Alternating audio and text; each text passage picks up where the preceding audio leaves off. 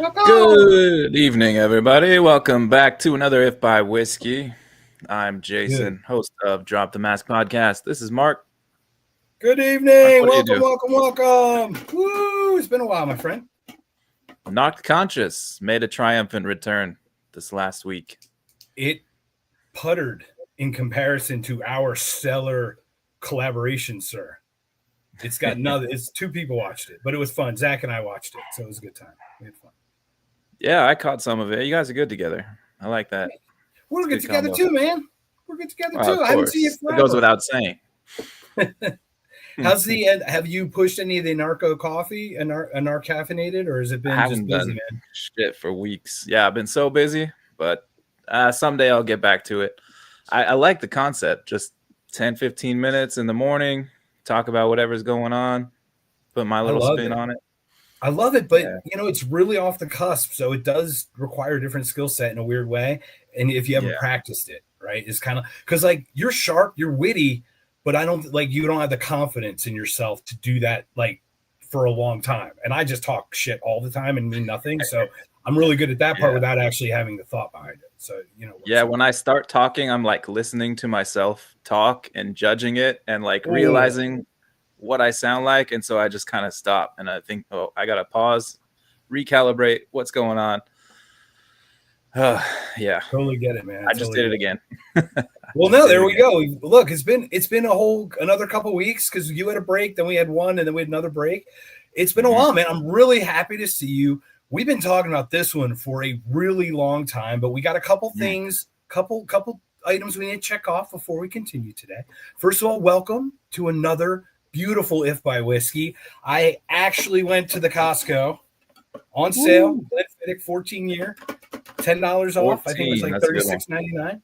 So we're gonna crack this bad boy up today. Now what's happened is, in case people don't know, Scott Adams has revealed that he has the same thing that Joe Biden has, and he's not talked about how much time he has. I know he's kept it very private, but Mhm. you yourself, you're inspired by Scott. Thane Yeah. as well, right? I mean, tell me about how you got inspired by Scott. You kind of talked about how he kind of was like your morning wake up every day. Yeah, I started watching him way back in like 2016. This was even before I was really an anarchist or anything. I was watching what was happening in the Republican Party and when Donald Trump announced that he was running for president and just the insane reaction to it. And I was never a fan of his, but I was seeing how crazy other people were being about it. So I'm just like, what the hell is going on? And I stumbled across Scott Adams. I had maybe seen his blog or something a few times in years past, but found his thing that he did every morning. He would just look at the news and talk about what's going on and kind of analyze it from a psychological perspective, which he's very good at. Um, Very good. and just kind of like he was really good at like talking people down. Like, oh, this sounds really crazy, but here's what's really going on, and let me make it sound not so crazy to you, so you can feel a little bit more sane. And so I really, really appreciated that.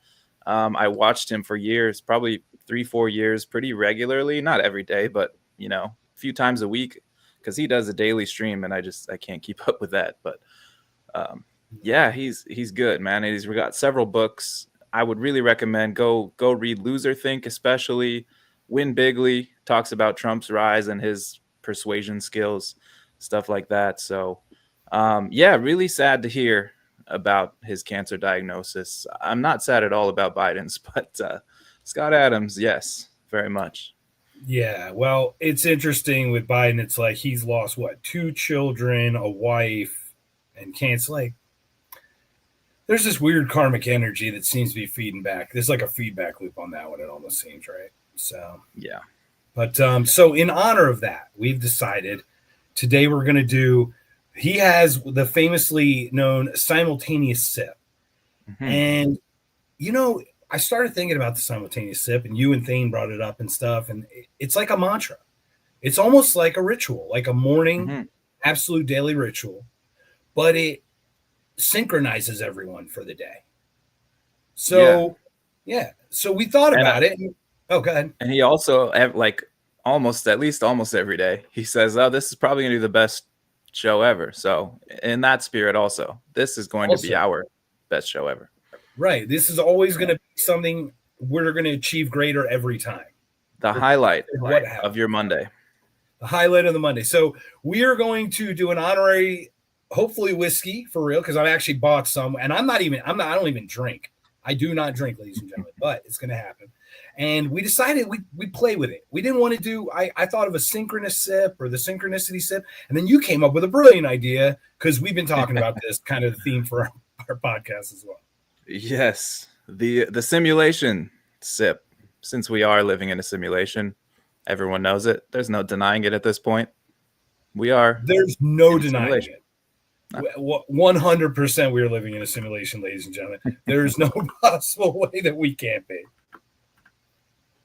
So speaking of simulation, so we decided to do this. Once we get 10 people on, we're going to pause the show. We're going to crack open a drink, pour it out, do our simulation sip. We actually have our own mantra that we created. Jason is going to do the first and the last part of it. I'll do the middle, and we're going to do this together. It's going to be a really great time. But welcome, everybody, for joining. And let's start with at least some of the simulation news, my friend. What is happening in the simulation today? Well, I'm sure everyone has seen what's going on. The only thing in the news today is the LA riots. I guess these are completely organic, as every protest in America is. Grassroots political protests regarding deportations of illegal immigrants. So, yeah. Totally organic. It's not like Palantir talked about locking down the country and creating a golden dome, which is actually more of a prison than it is a defense system, ladies and gentlemen. You think this thing's going to free us? You think a freaking umbrella over our country with constant surveillance and drones? By the way, Reaper drones are flying over LA right now for your safety, for your protection, by the way. Yeah. And to be clear, I'm not, I'm kind of like on the side because anytime I see feds getting their asses kicked, I'm pretty happy about it. So I'm not against these protesters necessarily. I don't think deporting hundreds of thousands or even millions of illegal immigrants is going to solve anyone's problems. If you want to talk about violent criminals and stuff, okay, there's a case for it, sure. Yeah, but, the violent part is what they go to jail, is what they get criminalized for. Yeah, right. But just some mom and pop that have a store and they run a business and they're supporting themselves, deporting them is not going to help anyone. It's not going to help you, and it's going to make you look like a piece of shit if you're supporting that. And Reagan did do an asylum. I mean, we all talk about the Republicans and how tough they are about the border. Was it 86? I think he said he gave them asylum. So that's a big part of it. But if these were organic, I would support every protest, but they're not. These are orchestrated.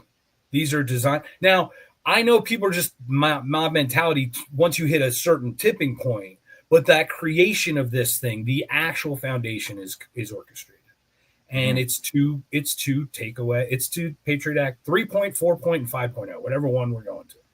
So, so sir. Yeah, so I'm a little torn about it. I'm all in favor of delegitimizing government and federal agents. I heard that one business owner, he let some ICE agents into his store to search or whatever he was doing. And he left and locked the doors and locked the agents inside the store, which is just hilarious. That is really funny. That is really funny. And that's the other thing is like,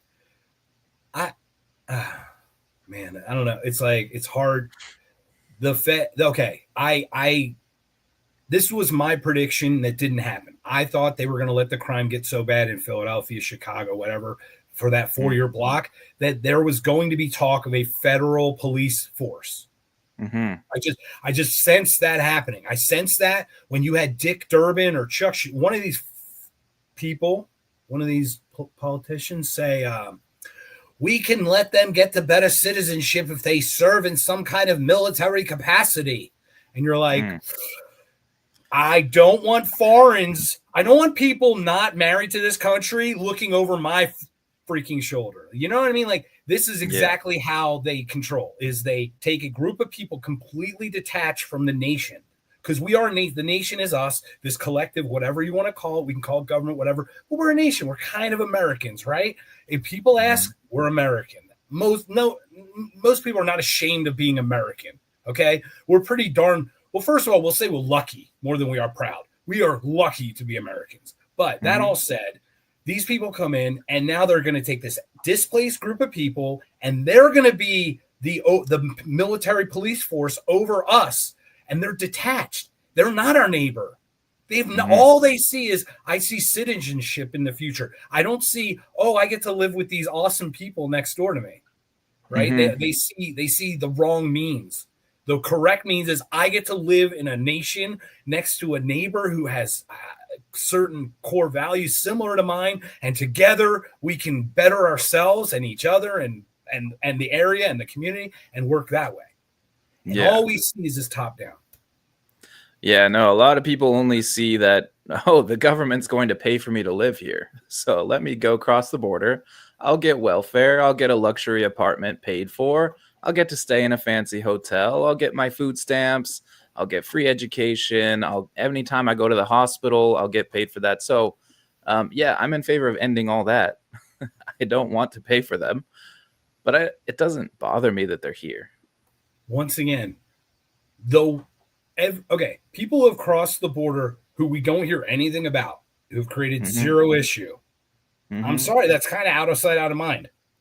Taking the tour in Philadelphia, brothels were illegal, but they were everywhere. Why? And these are Quakers, ladies and gentlemen, okay? These are not people who are exactly into this stuff, okay? But it was illegal, but live and let live. Illegal, but live and let live. Now, we would argue any of these violent people aren't living and let living. They are actually not doing that. So they've already violated the human part of that we talk about. And today's conversation is going to be all about kind of the morality and humanity of things compared to these weird pieces of paper that we put in place by these elected officials and unelected officials, even the UN. But, sir, we are at 15 people. We said we'd stop at 10. This is it. The simulation sip, ladies and gentlemen. I am not a drinker, but I picked this bad boy up at the Costco on sale because of our If by Whiskey. Sir, pour yourself a drink. You have the mantra pulled up, and we will share it online as well after we do it. But we'll probably do a whole one where we'll play it ahead of time. A little finger or two. Let's get it going. It is time for the moment that makes the lizard people blink sideways. It sends the CIA's coffee golems into a frenzy, and it causes the simulation to drop a frame. Yes, folks, it's that sacred microsecond of rebellion, known only as the simulation sip. All you need is a cup, mug, chalice, mason jar, or ancient alien thermos filled with any beverage Big Pharma hasn't recalled yet. Could be coffee, tea, ivermectin smoothies, graphene oxide latte, dealer's choice. So join us now as we raise our glasses in unison, confusing the AI overlords, forestalling the next CDC directives, and maybe, just maybe, waking up one more NPC. Here we go. 3, 2, 1.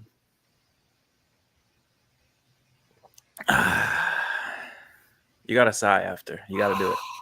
Yep. Welcome back to our little glitch in the Matrix. This is If by Whiskey.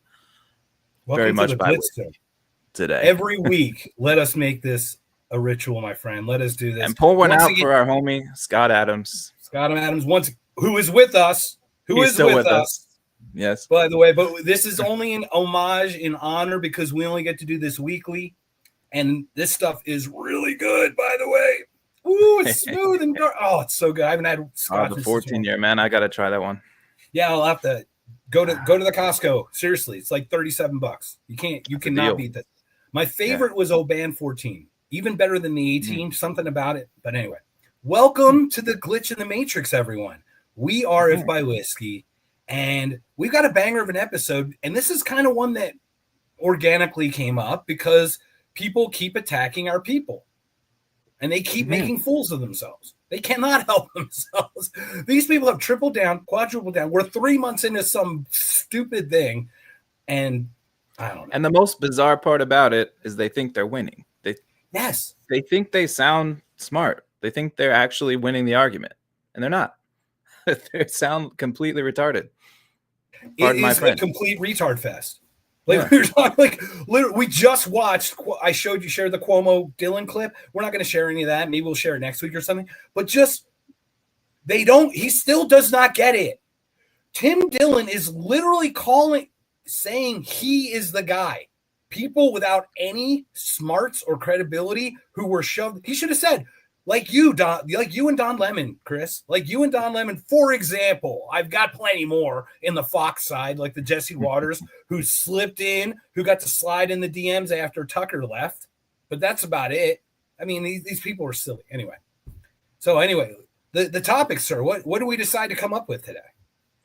We're going to be talking about war.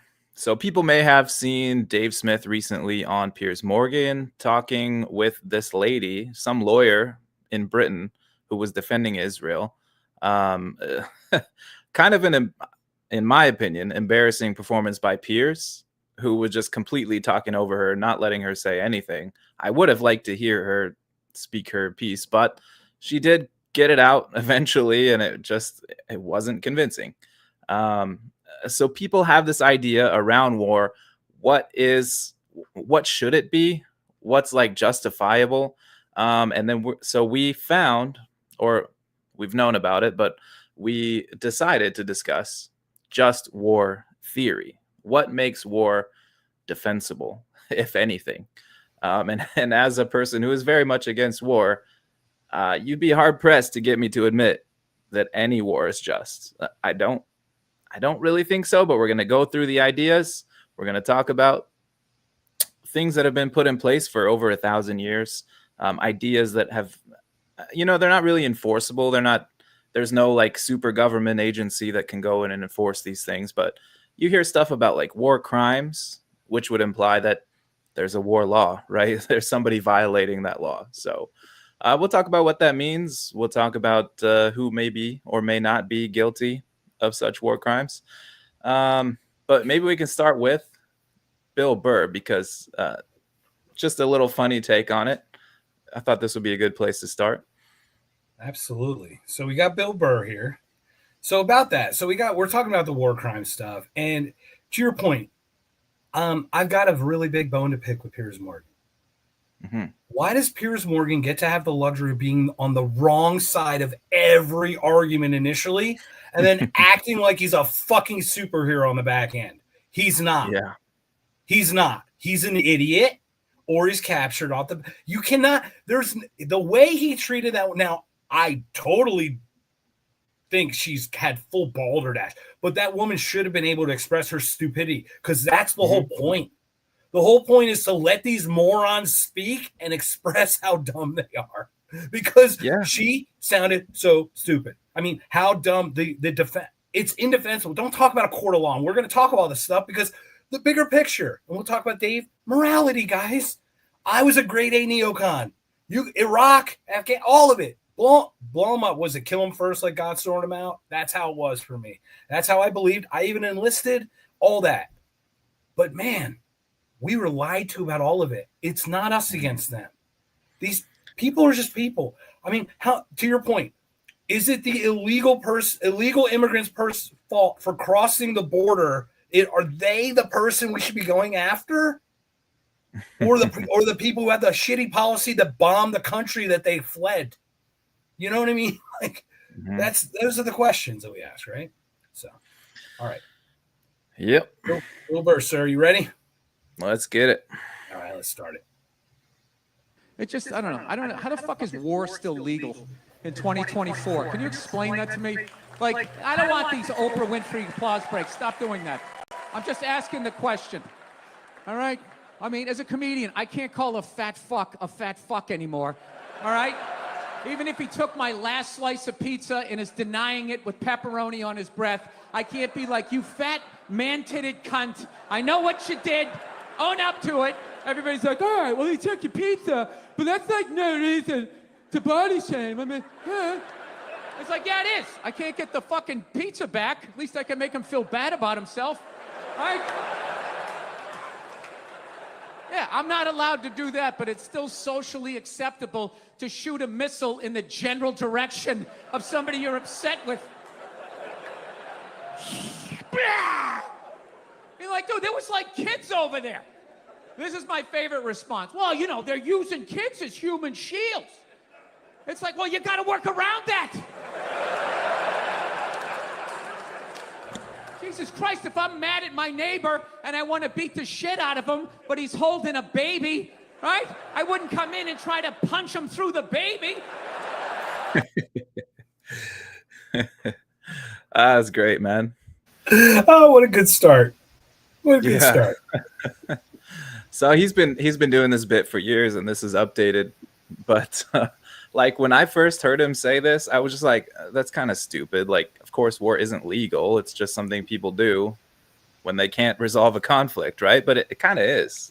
Now, like I've gotten older and realized what's really going on. It kind of is legal, right? It's legal for a certain set of people anyway. Yeah, and not only that, we'll even defend it. Yeah. I mean, I'm like, Mom, they just pulled like 13 children out of some rubble. It's like, well, you know, if it's not over there, it's going to be over. I'm like, no, that's what they told you, Mom. That's what they Ron Paul didn't tell you that. Ron Paul told you about blowback. You know? Can we come to some kind of agreement that there doesn't always have to be a war? Like, it seems to be like a foregone conclusion at this point that we must always be in war, and well, hey, it's got to be somewhere, so it might as well be in the Middle East. It's always in the Middle East for some reason. Yes. So what's going on here? So let's play a little catch up here. First of all, welcome. Something wrecked the regime. So there must be a tweet that wrecked. Yeah, that's a tweet. He said, "Deport Laura Loomer." No, they should just have Palantir shove their computers up her ass or something. All right, so we're going through here. Welcome. First of all, Zach, welcome. Justin, welcome again. Justin's not a super secret probation, but I'd rather have you on Rumble, my friend. We need those Rumble. We need those Rumble numbers. Come on. No, but welcome. But we got this. This is truth. But remember, all people do is you don't have solutions. Neither do you. Because the comedians don't do solutions. They find the problems. That's not their job. Isn't the solution. It's to mock the thing. Because if it's not mockable, then it stands a test of truth. The reason a jester was allowed to be the only one making fun of the king is because if he could make fun of it, that like was the humble thing. And if it wasn't laughed at, that was really not a good sign for the regime, if that makes sense. Yeah. The oversimplication, I think, is saying that, like, how is war legal, which is an oversimplification. It's not legal per se. Like, it's still murder. You're still killing people. But for some reason, we all accept that this is like a thing and normal, and we just have to live with it. Yeah. As long as it's written down, as long as we record it by the people who tell us that it's okay to record, right? Once again, it's like a closed loop. Well, these rules are for you to do the things to justify the things that you want to do. Yeah, right. It's always an excuse. And we've watched them tell us the reasons, right? It's always government telling us, oh, well, Iran's 2 years away from a nuke or 5 years away. They've said this for 30 years. It's like, okay, maybe they are. Like, you could be right. At some point, if you keep saying it, you're going to be right. Like a broken clock is right twice a day. Yeah, blind squirrel. But so what? Are they not allowed to? Who says that America is the one that says they can't have nukes?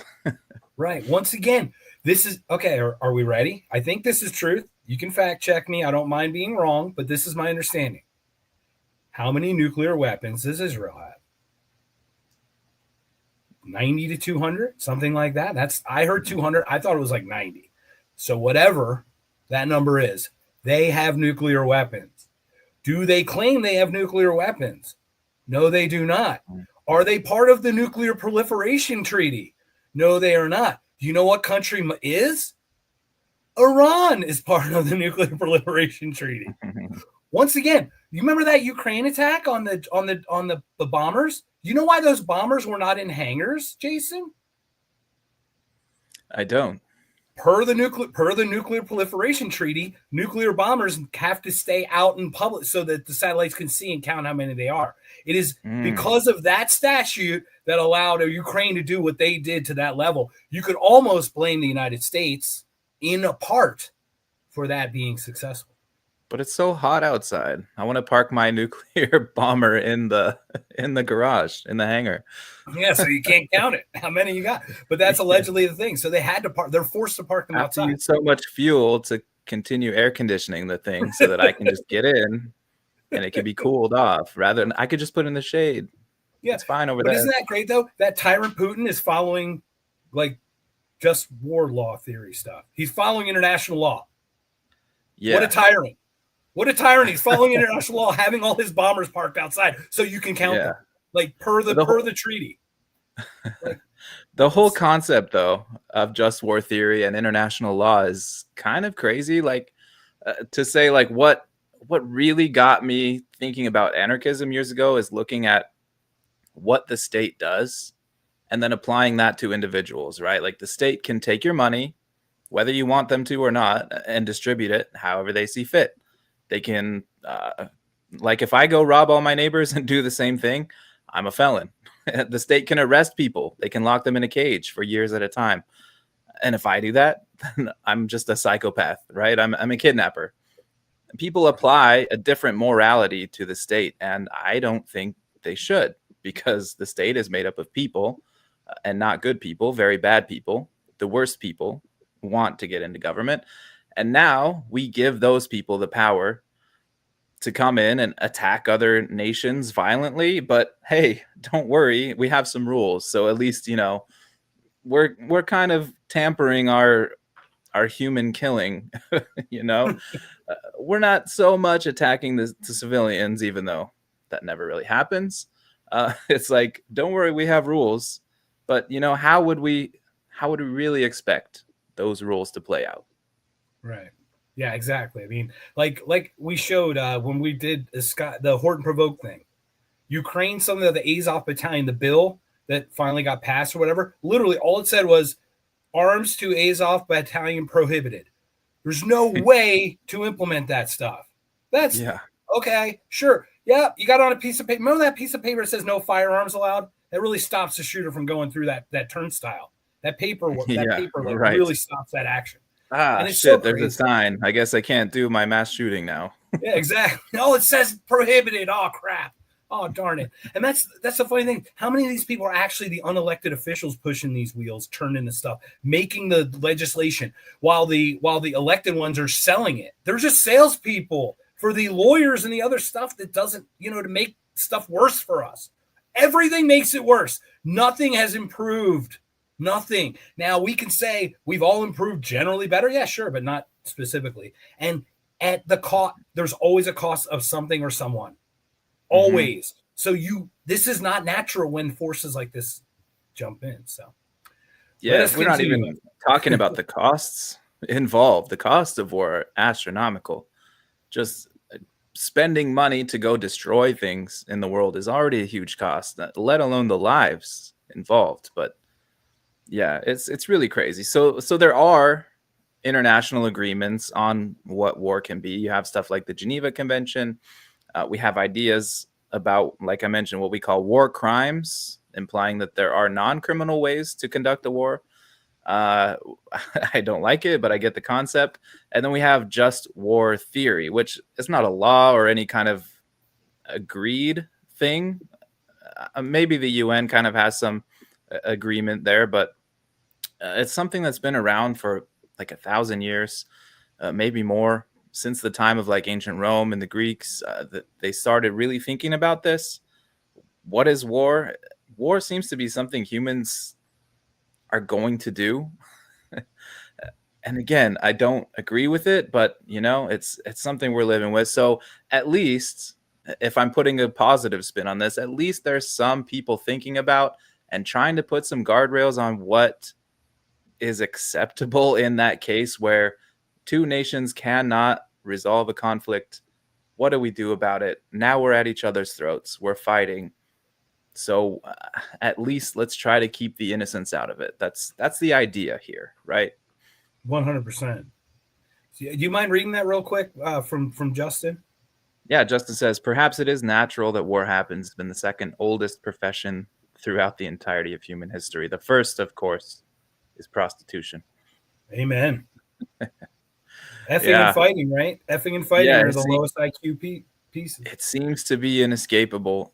And you would imagine with, people being tribal and having very different views on how life should be and what should happen, and people that seem to take no care of others' property. They have no concept of, oh, this is someone else's, I shouldn't touch it. People that have no moral compass or no, I don't know, they're just psychopaths that just say, hey, there's someone has something over there. I want it. I'm going to go take it. That's always going to exist. Taxes are the price you pay to have just war theory, Jason. Yeah. So. Yeah, and that's the funny thing is what's even interesting is that some people actually had this philosophy in some way to almost be like, yeah, conflict is inevitable. Like, we don't know the level, but there will always be conflict. You and I are going to have a conversation and be like, yeah, we disagree on something. It's going to be inevitable. Now, to the level we take it, war doesn't always have to. Obviously, we're in a trade war right now. It's not even technically, physical, kinetic, right? In its own way. Yeah. So, all right, you ready for me to play the what is just war theory? Yeah, this will help explain what is just war theory. Yeah, let's start here. What is just war theory? Imagine a world where conflicts are not just fought with weapons but are also guided by principles of morality and justice. This idea has been explored for centuries, leading to the development of just war theory. At its core, just war theory is a philosophical framework that seeks to determine the justifications for going to war and the ethical conduct during warfare.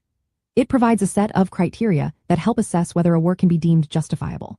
The theory is typically divided into two main components: jus ad bellum, which refers to the justifications for entering a war, and jus in bello, which pertains to the moral conduct within the war itself. Jus ad bellum includes several criteria. First, there must be a just cause, meaning that the reason for going to war should be to confront an injustice. Second, there must be legitimate authority, indicating that only duly constituted authorities can declare a war. Third, the intention behind the war should be good, aiming for peace and justice rather than personal gain. Fourth, there should be a probability of success, ensuring that the effort is not futile. Fifth, the principle of proportionality must apply, meaning that the anticipated benefits of the war should outweigh the expected harm. Lastly, the last resort principle states that all other means of resolving the conflict must have been exhausted before resorting to war. Yes. Right. So we've got several things here that would justify someone initiating or engaging in war. And it's not just one of these things that needs to be there. It's supposed to be all of them. Except for the one case of self-defense, I think, right? Is that the one that kind of trumps it all? Yes, but ideally, I mean, if it is really self-defense, then all of these should apply. So yes. Right. Yeah, you're right. So you have to have a just cause. You have to have a legitimate authority. So only duly constituted authorities is what it says, can declare war. Now, in my mind, as an anarchist, there is no legitimate authority. So I think in my head, we've already debunked this. I don't like it. Right. I mean, who, once again, just like speech, who calls the authority to do this? What level, who gives it this level of authority? Yeah. Yeah. But it's okay, like let's just it's literal appeal to authority, right? Yeah, but let's accept it. Let's say that democracy is real and people, the leaders are there by the consent of the governed, right? And we are in this world that does have that. So yeah. So we'll assume, okay, legitimate authority. You have to have the right intention. You have to have proportionality. So we'll get to proportionality later. We have to have proportionality later. Quite a bit. It has to be the last resort. You have to try to resolve things amicably before you get to war. All right. So let's use the two current in just a 50,000 foot before we continue. We've got Ukraine, Russia. We've got Israel, Gaza. I would argue Gaza did it. The Gaza attacked, or the Hamas attacked. Hamas. Israel was infringed upon and has a right to now initiate conflict. I would think. Now, the proportionality part is where we start getting questioned, but a lot of these things for Israel. Now, on Russia's side, Russia is very much in the wrong for what they did. But I don't know, last resort. I'm not going to defend Putin here, but I can tell you the red line being, do not join NATO. Ukraine's joining into NATO is the red line over and over again. Even weeks before, what's his name? Not Starmer, but the other guy, the guy from UN. I get those two mixed up. Keir Starmer. No, it is Starmer. I get Starmer and the guy from Britain mixed up. Whoever they are. Anyway, he told us it's a red line, but we refused it. And then Boris Johnson tearing up the one a month in. Look, for Russia's sovereignty, they felt Sevastopol was necessary. That's all I'm going to say. I mean, I'm not justifying it. That was not a correct war. I don't know if that was last resort, but we certainly pushed those buttons. Well, let's talk about the red line. So yeah, just to give it its due, just to say, hey, really explore it. Are we in the right here? If Russia or anyone, if we said, let's say the United States said, we have this red line, Russia, you cannot go into Mexico and put anything there at all. And Russia says, fuck you guys. We have business deals there. We're going to do what we want. Why do you get a say of what Russia and Mexico do in business with each other? That makes no sense at all. And they just go ahead and do it. Are we then justified to invade Mexico? Well, we have our own Monroe Doctrine, which we apply to others, but not ourselves, right? So we have the Monroe Doctrine is stay the F out of our backyard. But we really love playing in everybody else's sandboxes. It seems just hypocritical to me, just on its face. Like it would almost delegitimize the American government to have a Monroe Doctrine that is for thee and not for we. Yeah. Tell me about the Monroe Doctrine. So my understanding is no one's allowed to put anything on this western half of this hemisphere, on our half. They come over and no, we shut it down. Anything like that's an infringement. And that's why these people keep talking. That's 50,000 foot. I don't want to get too deep into it, but basically that's what it is. Yet we sit there and we are on the doorstep of Russia, literally on the border with our weapons that can fire now 300 miles inland, by the way. And you're sitting there going, why are we the ones pushing this when we demand others can't? I mean, the Monroe Doctrine is what really led to the Cuban Missile Crisis. And then they worked it out and there was no problems. It's different over there, but it's not our different. We aren't in the East. We are not in that hemisphere. Europe should be the ones Europe and Russia, all those people should be working their own stuff out. But we've got this, once again, we've got our hands in those cookie jars, right? Kind of. Yeah. But then is that legitimate? Because the United States has military bases around the world. They've been stealing from us for hundreds of years to be able to pay for this. I'd argue that it's all an infringement. Does that therefore make it legitimate? Are they a legitimate authority? Well, the thing is, the UN recognizes them as a legitimate authority, right? And whatever the UN, I don't recognize the UN as a legitimate authority. Right. But once again, we are lemmings, and we're like, oh, I guess the UN means United Nations, so they are above us. So well, they have a flag, and they look real important in their suits, and it's pretty light blue and white, huh? Yeah, yeah. So I don't know. Okay. The question, I guess, is really like, just because Russia had that red line, does that mean we have to listen? Who cares? Right. and no, we didn't, and we didn't, and we didn't. Kind of didn't. I mean, they're never going to be part of NATO. They'll never. So even just looking back on it now, you mean Russia or Ukraine? It was a joke. What was that? You're saying Russia or Ukraine will never be part of NATO? Oh, Ukraine will never be part of NATO. Never. Oh, okay. Because that country is so corrupt and in full of turmoil.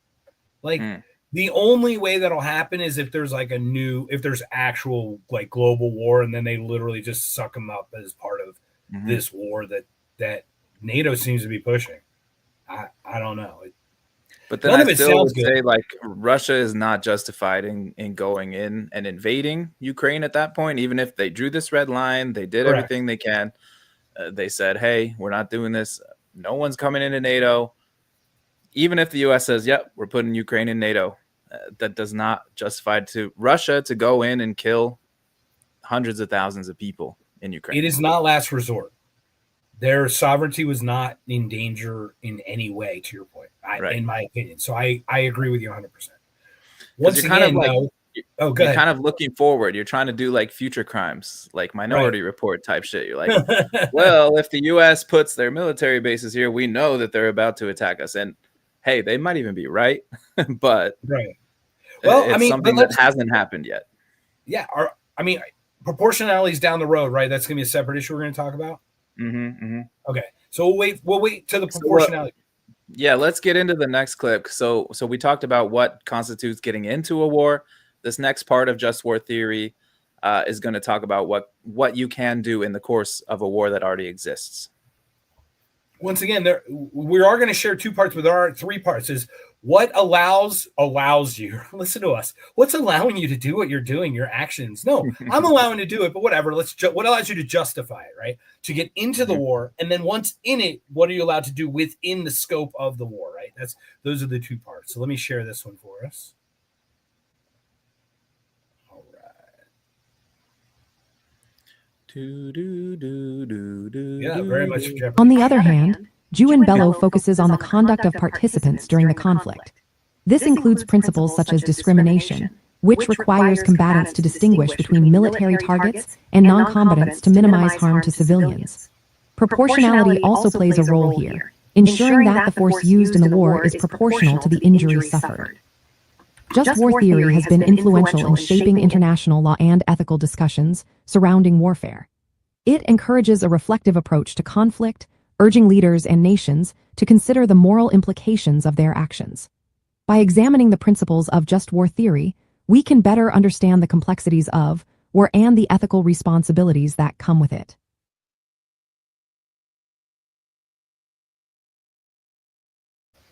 All right. So those are the ethics. We decided war. We're going in. Now we're in. So the discrimination part is going to be key there. So it says combatants must distinguish between military targets and civilians, avoiding intentional harm to non-combatants. Collateral damage must be minimized and proportionate to military objectives. Now, before anyone gets into any particular country, this never happens. This is not a unique thing to any ongoing conflict. Collateral damage always happens in war. It's unavoidable, and why I don't think war should exist, but it does. So here we are. Any other comments on that? Yeah, I mean, look, we know collateral damage is unavoidable, and I think the bigger picture is that your goal, right? So we look back at like a Dresden, and it may have been the goal of the UK and America or whatever to demoralize Germans by killing all those civilians. That doesn't seem like the right thing to do just for demoralization's sake. I don't know. Yeah. So there we are. And Dresden's what are we looking at? Dresden's one that's like we've changed these laws over time. That was only 70 years ago. Dresden, 80 years ago, right? 44, so 80 years ago, say. And basically, what Dresden was it was like a carpet bombing campaign. By the way, my mom was alive and saw it from her house. Saw the shit on fire in 1944. She was alive. She was a child, but she was alive. Yeah, and it wasn't just Dresden; it was Japan. Even before Tokyo, the nukes, specifically. Before the nukes, they firebombed 100,000 people, families, women and children, gone in one day, which is insane. And then Hiroshima followed by Nagasaki, correct? Yes. And they weren't I don't remember which day. order, but yeah. I don't think they were same day. They were next day. And look, I would argue I would have argued and I would have said, Emperor, look off your coast. Here's your, you got binoculars or whatever, how far you can look out, and like demonstrate off like 100 miles out to sea or something. Do something like that. Just something that wouldn't have directly just melted people into shadows. Have you seen the shadows? You're like, yeah, what the, like, ugh. That is nuts. That is something I hope we never ever have to live through. That is absolutely horrible. Yeah, these stoking countries like Turkey and Pakistan, right, or India and Pakistan. We've got ours as a proxy war with Russia right now. So it's perilous times. Okay, so what's the question here? Is this Justin jumping in with a question? Justin says, I am curious, not meant to be a hostile question. Do you think it should have just been left between Russia and Ukraine with no outside interference and let the chips fall where they may? No, I did respond. I said, good question. It depends on a lot of factors. We'll see if we can get to that. But the short answer is no. There are interests of all the surrounding countries. There are interests of the United States, which maybe there shouldn't be. But I do think it should have never got there in the first place. And that was a systematic push by the United States. If you look at since the unipolar moment of 1991, when the Soviet Union collapsed, the United States has just been pushing and pushing and pushing. That is not right either. It could go different. Got that book right there. Provoked. Yeah, there you go. Oh, by the way, Freedom Fest, Freedom Fest, Freedom Fest, Wednesday through Sunday. Scott Is this Horton, week? 3:00 p.m.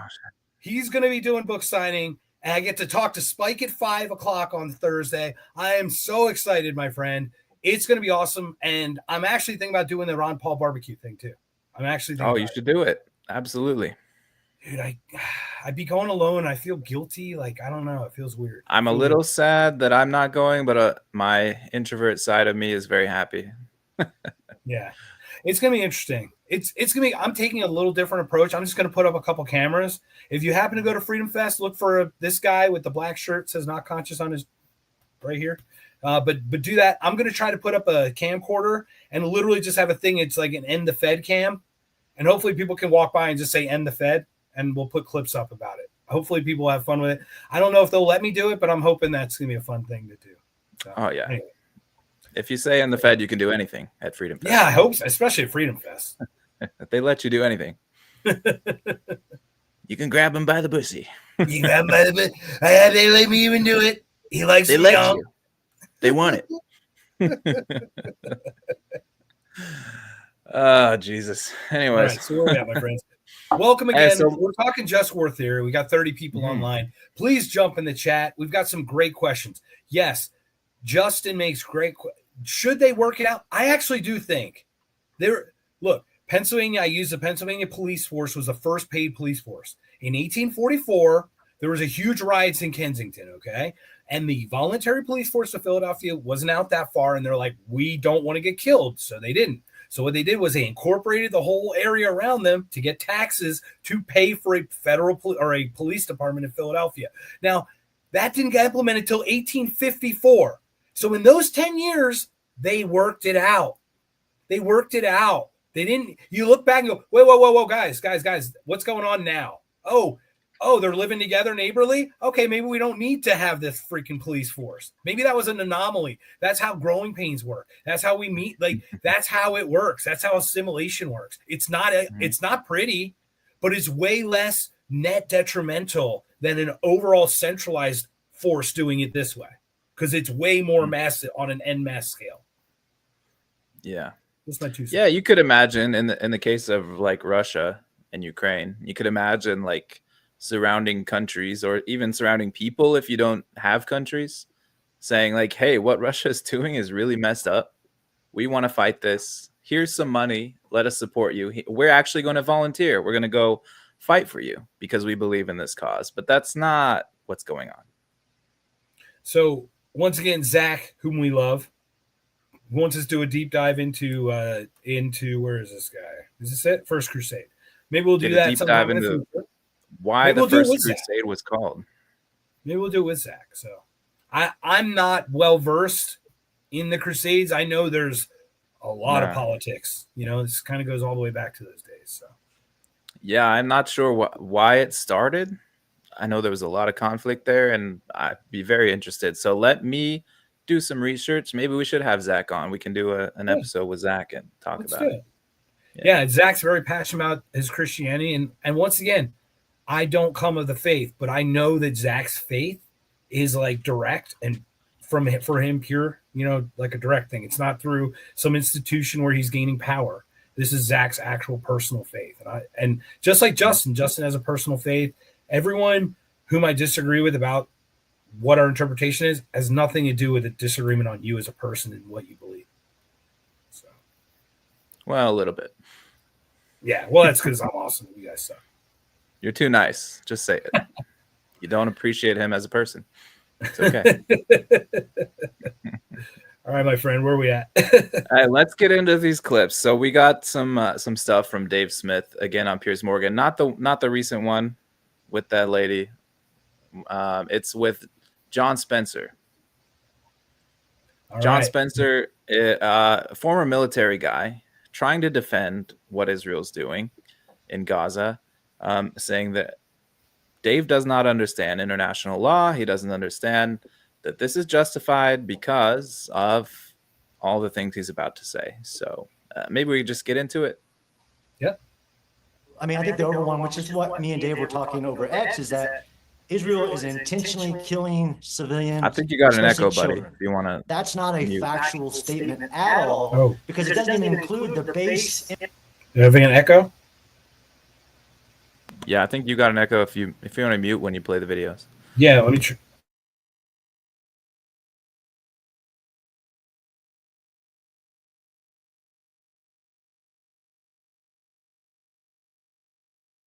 All right, my fat thumbs just deleted the video, so can you just talk for 1 second while I man? Oh, yeah. I didn't even echo. I've never echoed before. Well, let me talk about John Spencer a little bit. It's cool. I didn't know who this guy was. I had to look him up. He's a retired Army officer. He's an author. He currently serves as the chair of Urban Warfare Studies at the Modern War Institute. He's the co-director of the Urban Warfare Project, and he hosts the Urban Warfare Project podcast at West Point. So he's still involved with the military and the university system. So 2 strikes already. So he talks about this stuff a lot. And modern warfare is different, I guess, than traditional classic warfare because it is kind of going into civilian areas. And one of the criticisms that people lob against the people in Palestine or Gaza, they talk about, well, they use them as human shields. They hide them underneath their hospitals and all that. Maybe that's a fair point. But those civilians are still there, So Dave and John get into an argument here on Piers Morgan, and they're talking about all the, I don't know, the proportionality. They get into all this. Go ahead, Mark. Yeah, no. The thing is, there's like multiple degrees of warfare now, and a lot of it's the psyop stuff. Where like literally, once again, LA, you don't think that they paid people and they coordinated through social media, just like USAID did for Ukraine for all the color revolutions. I mean, this is how they do it. This is how the deep state does this stuff. So this is across the board. So I love how he talks about this stuff, but while they're doing it, we're still waging these other dimensional wars that we can go around by justifying. It's like, it's not kinetic. And you're like, oh, really? It's not kinetic, right? Because people don't suffer from your lies. People don't suffer from your lies. I apologize if this is echoey again, but I reloaded it and I'm muting me. So I will shut up. All right. I mean, I think the over one, which is what me and Dave were talking over X, is that Israel is intentionally killing civilians, especially children. That's not a factual statement at all, because it doesn't even include the base information. So it's almost like, you just don't know the information you need to know to make that judgment. And, let's forget comparing it to a domestic situation like Dave continues to do on Joe Rogan, Lex Friedman, others. Like, if somebody killed my kids and I know where he's at and I go to that apartment building and I kill everybody in it, that's murder. And that's what Israel is doing. And that's not true. Even you, Piers, have commented about Israel striking something and saying, look at the number of civilians. That's not acceptable. That's not how war works. It's not even how you would assess that situation, because it completely rules out what the law of war says about proportionality, about assessing what is the target, who is that individual, what's his value, concrete value. Yeah, so just to set that up a little bit more, like Dave Smith is known for saying things like if someone comes to my house and steals something, or even goes so far as to like kill a member of my family, and then leaves before I get to him, then uh, am I then justified to go back to where he lives? Say he lives in this apartment building. I know he's in there, but I also know like 20 other families are in there. Am I justified to go in and blow up the entire apartment building, knowing that that women and children who are completely innocent are there and will be killed? Am I then justified to go do that because he committed that act on me?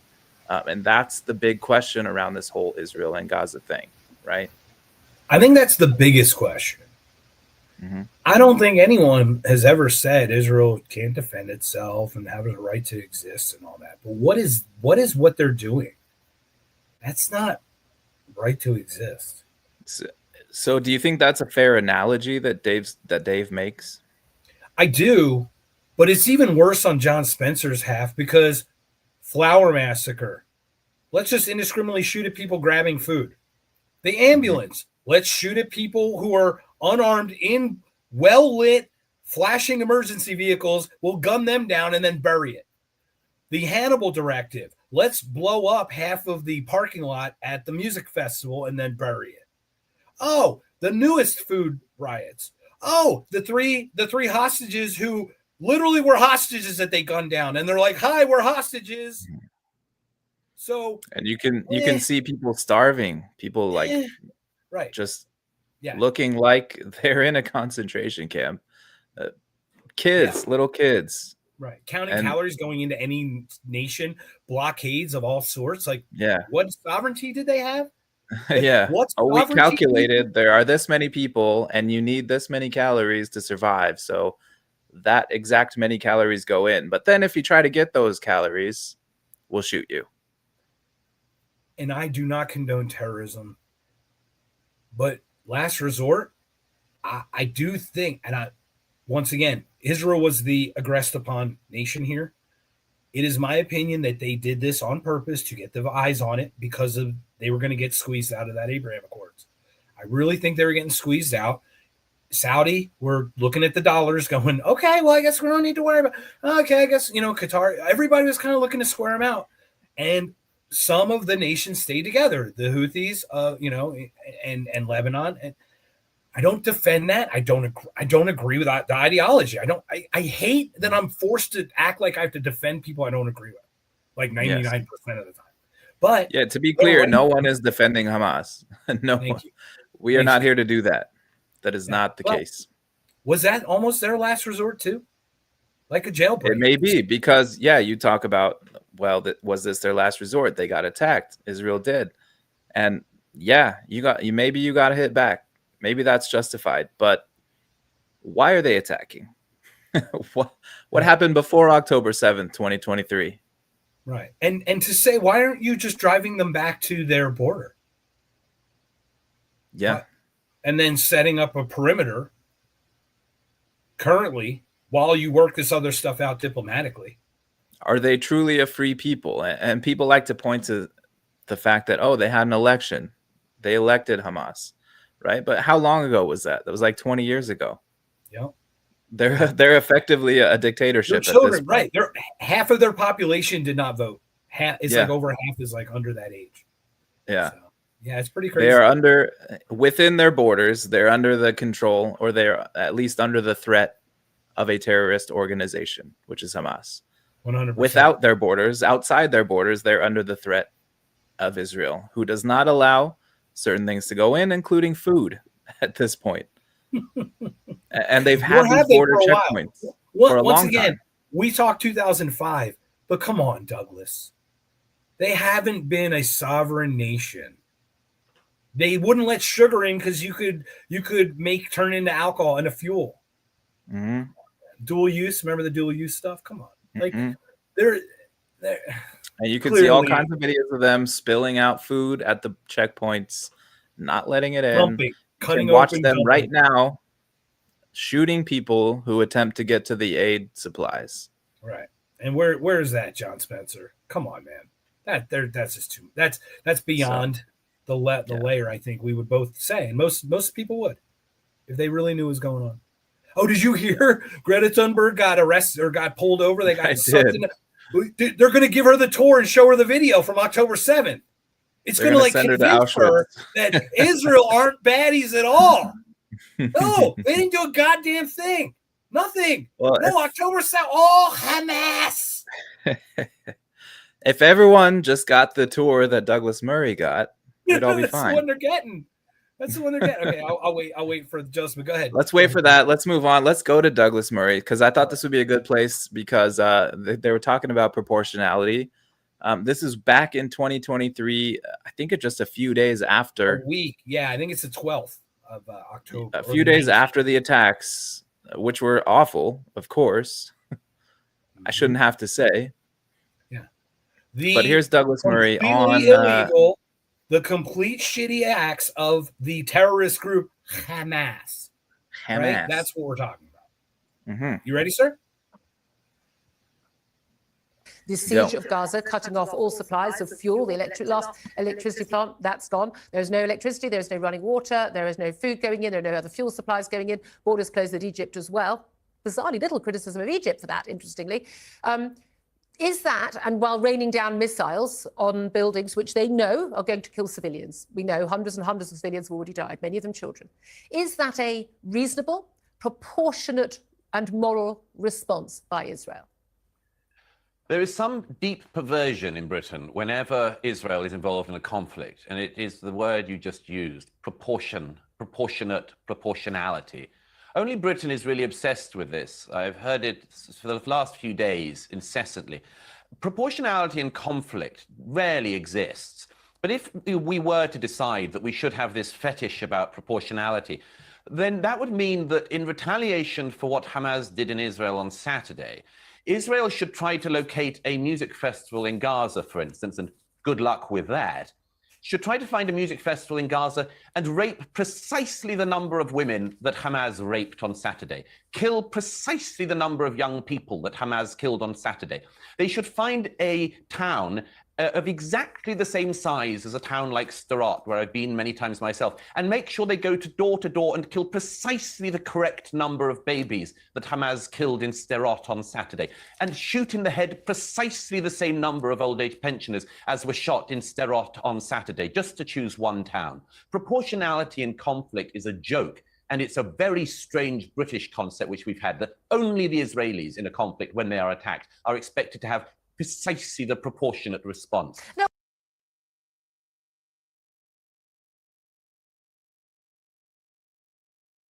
Thoughts? Oh, I should unmute myself. Oh, there you go. That would probably help. Yeah. Proportionality. This is a trick that people use when talking about proportionality. Of course, you cannot go and say, yes, we must select the exact number of people that were killed or raped or, dismembered and do exactly the same thing. No, that is not what the idea of proportionality is about. Douglas Murray is using a trick that people often use to say, no, it's impossible to get proportionality. Yes, it's impossible to get exactly the same. But we're talking about orders of magnitude here. We're talking about, okay, what, 1,000 people on October 7th were affected? Were 1,000 people killed? I don't even know the exact numbers. Yeah, it was like 1,200. Mm-hmm. So, okay, so if we're going to talk proportionality, let's remove the approximate, 400 that Israel killed? It is upwards of 400. A third of that number was Hannibal directive. Do not let hostages go. Kill them on their way out. Do not let them take hostages. That was bullshit, people.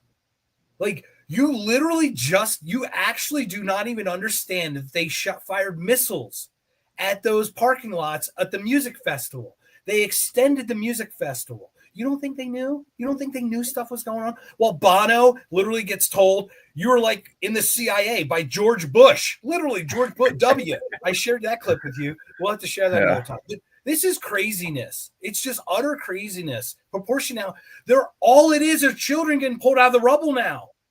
All it is. And then the Hamas numbers haven't changed.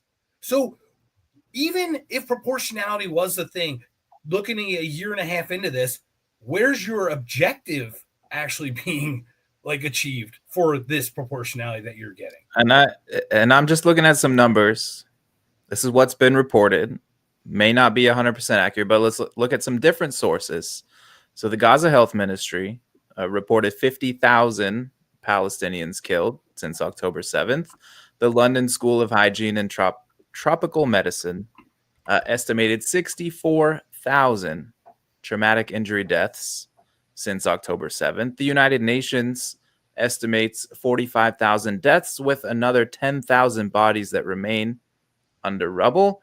Al Jazeera reported 62,000, and Brown University Cost of War report estimated 62,000 deaths from starvation and 5,000 from lack of access to care for chronic diseases by October 2024.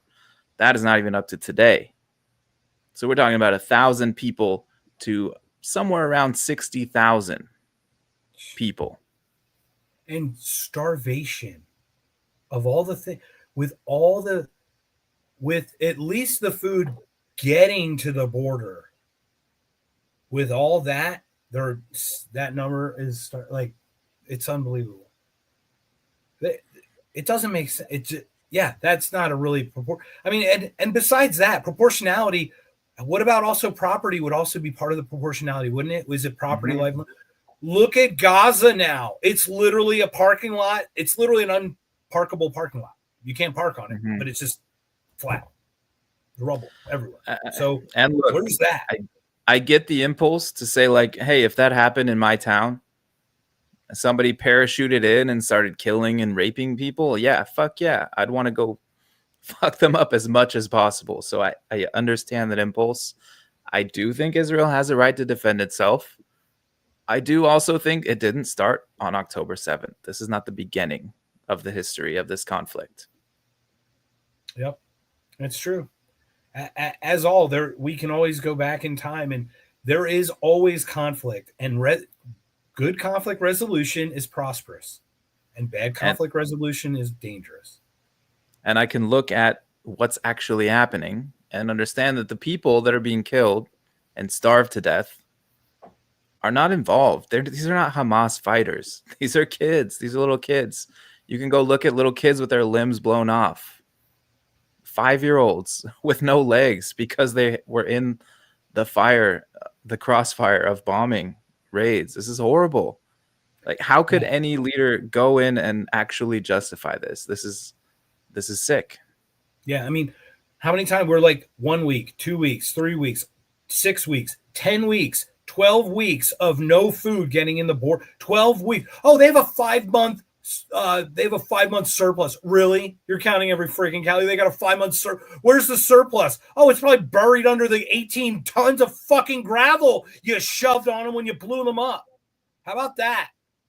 I mean, seriously, it's like, I mean, honestly, if you really gave a shit, you would have a station that is fucking a bunker and people can come freely to it and grab their food, eat there, and then leave, like a fucking soup kitchen or something. And that would protect them from any Hamas from the outside. There'd be no integration there. There'd be no way to get in there. There's so many fucking ways you could solve these problems that have nothing to do with bombing children that you just don't like because you're chosen and they're not, and they're pigs and dogs. And I'm sick of that part of it. And I'm sick of being called an anti-Semite for not agreeing with an evil nation state that is acting tyrannically on any human being the way they are. And that's us included. I'm critical of us as well. So, I'm an American citizen. I don't want people to look at me and say, oh my God, what the United States has done in the Middle East, in Ukraine, in whatever, you name the country, has done, and say, oh, you're responsible for that. because I didn't vote for that.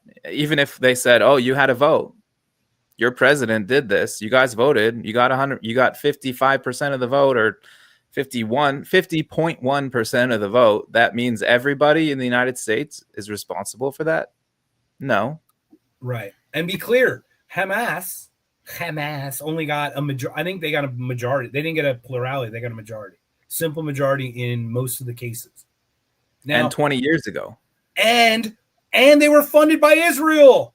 And under what circumstances, right? Like, under what circumstances? They live in a place that they have no freedom. They can't do shit. Yeah. So, of course, yeah. Hey, when you go bomb and kill all these people, what do you think is going to happen? People are going to be more radicalized. This is going to make things worse. So there's a lot going on. We will talk about this in the future, because we're talking just war theory, not just the Israel conflict. There just happens to be the Israel conflict now. But Justin makes a good point. You want to read that real quick, Jason, before we... Correct. It didn't start at Gaza. The Arab people have wanted the Jewish people destroyed or subservient from throughout time. It's nuanced. I don't think we agree with that. I think that's way deeper than we're willing to get into today. Yeah, we'll come back to that. There's a lot to it. I gotta get back on the clean wagon. But go ahead, Jason. Go ahead, say what you're going to say. I used to be that guy that was like, well, hey, go to the Middle East. Go look at the people in Iran, the people in Iraq.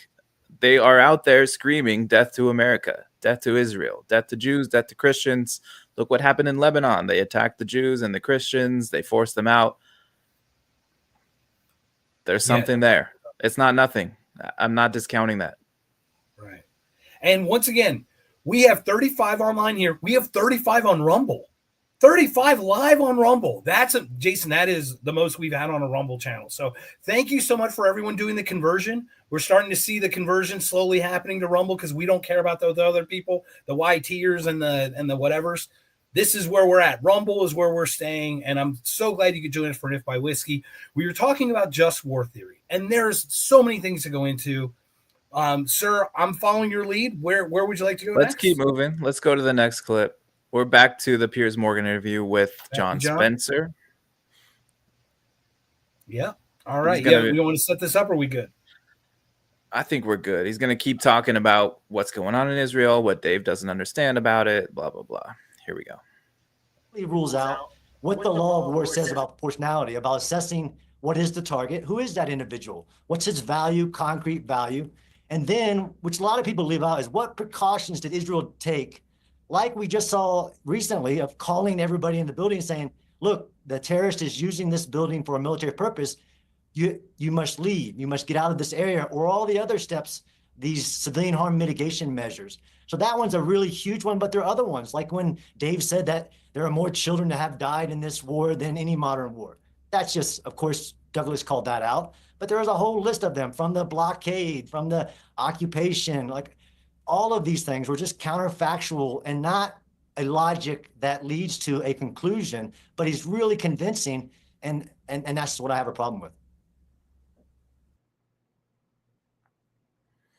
So Israel takes precautions.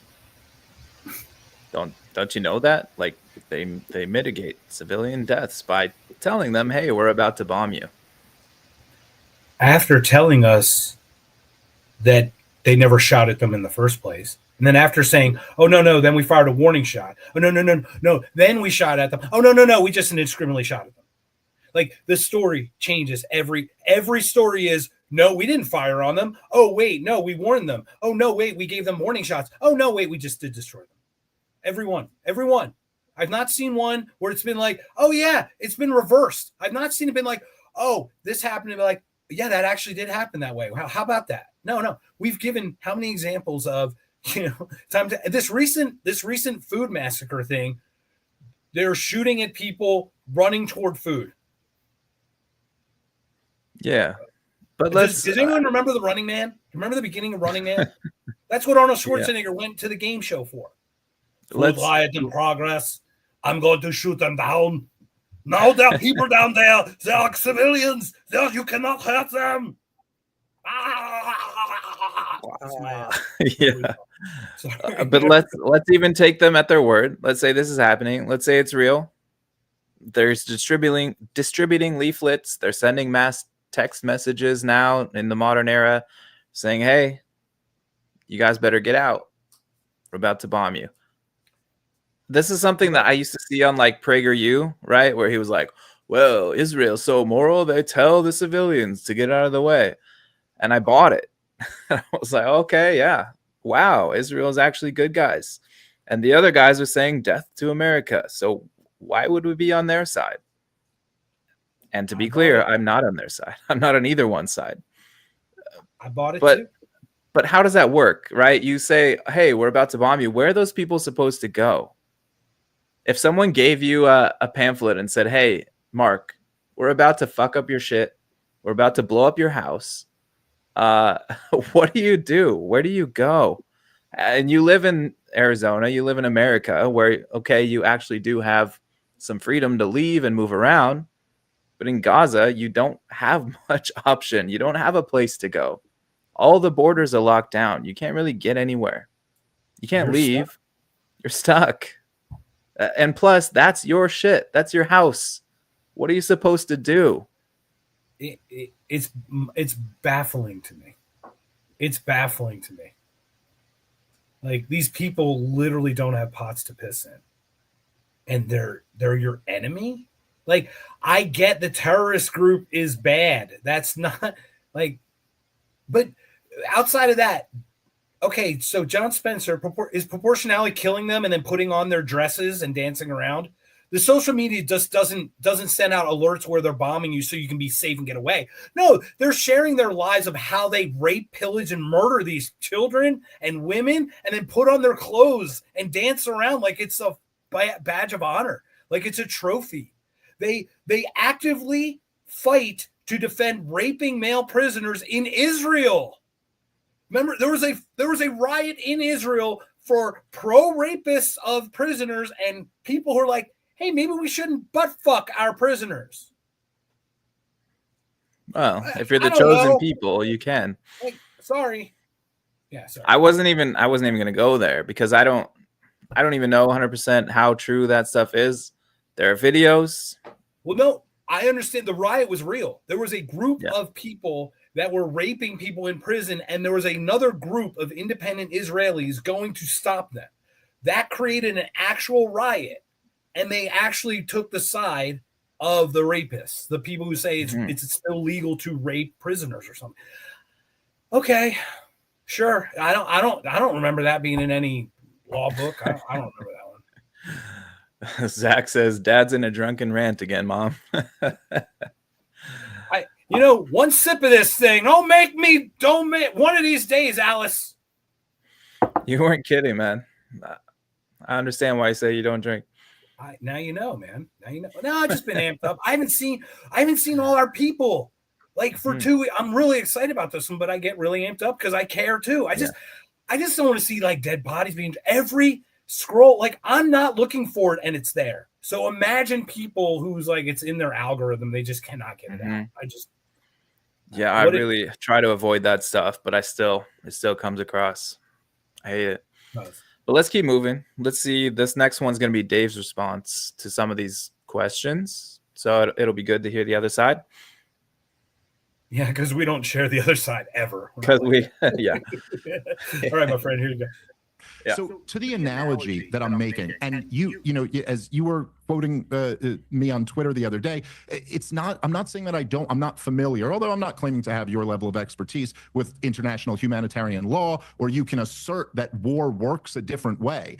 I'm talking about something much more fundamental. What I'm saying is that Douglas is making the claim, and many others are, that Israel's killing of civilians is unintentional. And I'm talking about a very basic philosophical concept of morality, of intentionality, and that by what people mean when they say intentional, that if this was done domestically, we would consider it intentional. The point is that war, yes, look, there's been the Geneva Convention, there's international humanitarian law. It goes back to the mid-19th century, was codified into law after World War II. I think that's a good thing. I think it's a step in the right direction. But this is all a politician or a group of politicians declaring a word and the fact that there are lines drawn on a map does not in any way magically transform morality or the basic philosophical concept of intent. Yeah, man, this is what I wanted to get to, because just talking about basic morality here, like what I was saying about if the state does something, it's magically different than if an individual does it, and it's not. Like saying the word war, like in The Office when Michael Scott goes, "I declare bankruptcy," and he just expects something to happen, right? Like saying the word war does not magically change everything. It doesn't change the morality of the situation. War, it does look like something humans are just stuck with as a tribalist thing, but I don't know if we should just accept that. Like, it's crazy, and we just go out to a place and we decide, hey, we're gonna go meet here and we're gonna kill each other as much as we can. Everything's good. You guys just go, because it's never the leaders, right? It's always like, hey, we're gonna send these poor people out to go kill each other, and whoever wins, that's what we accept as a victory, right? It's like a sports, like a, hey, go play football and we're gonna see who wins here. We're just gonna go meet in the field and say, hey, you guys fight each other. We're gonna be chilling at home. We're gonna be drinking some whiskey, but come back and tell us who wins, and then at that point, we'll decide that's the legitimate ruler of this land. Perfect. And hell, it makes me think. Oh my God, it makes me think of this. Do you ever see the movies where like the country? It's like the future, and the countries had their representative mecha warrior. Yeah. And like if you're mecha warrior, you're one guy versus their one guy, and then they run the country. I'd be like, dude, my fucking guy lost. I'm still not interested in being tyrannically oppressed. I think I'm still going to fight back. Even though you decreed that our hero lost to their hero and that they own us. Thank you for declaring that. I think I'm going to declare my own sovereignty. Thank you very much. Yeah, or like, hey, excuse me, sir. No, I declared war on the man I killed. No, I actually didn't kill him. I declared war on him. Murder's legal in war, sir. Murder's legal in war, and I declared war before I stabbed him in the throat. Yeah, just imagine that. Like how comical that is. Yet on a mass scale, 330 million people against another billion, against another 200 million, against another 150 million. That's fine. Mm-hmm. That's fine. That's all good. As long as it's done at the largest scale and the most danger and the most destruction possible, then it's legit. Then it's acceptable. Yeah. So I think that absurdity is like why people have attempted to define some boundaries on it, like why we have some just war theory, even though like I feel like if you're ready to go to someone else's home and start killing them, you're not going to worry about what other people are thinking of you at that point. You know what I mean? Like 100. Hey, we're starting a war. I'm gonna go to my neighbor's house. We have a war, right? And so I kill them, and then I'll be like, oh well, okay, they did like mess up your grass. Last resort. Yeah. What else can you do? Right. You know what? The only time you could do it is if you get in a fight at Dick's Last Resort. You know the restaurant I'm talking about, where they treat you poorly. So there's a couple of them around the country. It's like a chain, but it's called Dick's Last Resort, and like the service is like really super crappy. Like they come up to you like they're bothered by you, but they take care of you, but they act that way. Okay. Yeah, so it seems like Dick's Last Resort is the only last resort that you can actually start a war in the United States. So, yeah, and there's one at Excalibur, so that explains a lot in Vegas. Oh, so once again, we're gonna go here real quick about chugging. Where's the chugging of the bottle? I think here it is for 30. I will not. You saw what Daddy just did from a sip. You don't want Daddy drinking a bottle. Zach, you don't want Daddy drinking a bottle. So anyway. Maybe all these leaders are drunk. That's why they're starting wars. I think it's the Coke. You saw that baggie on the table. Yes, yeah. All right. Well, let's keep going because we're running low on time here. So let's keep the clips going. Spencer. here. But back to Dave's comment, which it stands on itself, explaining what he doesn't know about war or the laws of war, about them being codified and when they went into effect. Or this is a simple question of morality that, war should be no killing of civilians. That should just be it. You two military should go find your place to fight and just have it out. That's not the history of war from the creation, literally, of city-states going out and everything. Break, you want to get into the frameworks to judge. No, the frameworks to judge war. We as societies, all the societies of war, the Geneva Conventions is one example, have decided here are the boundaries of brutality of war.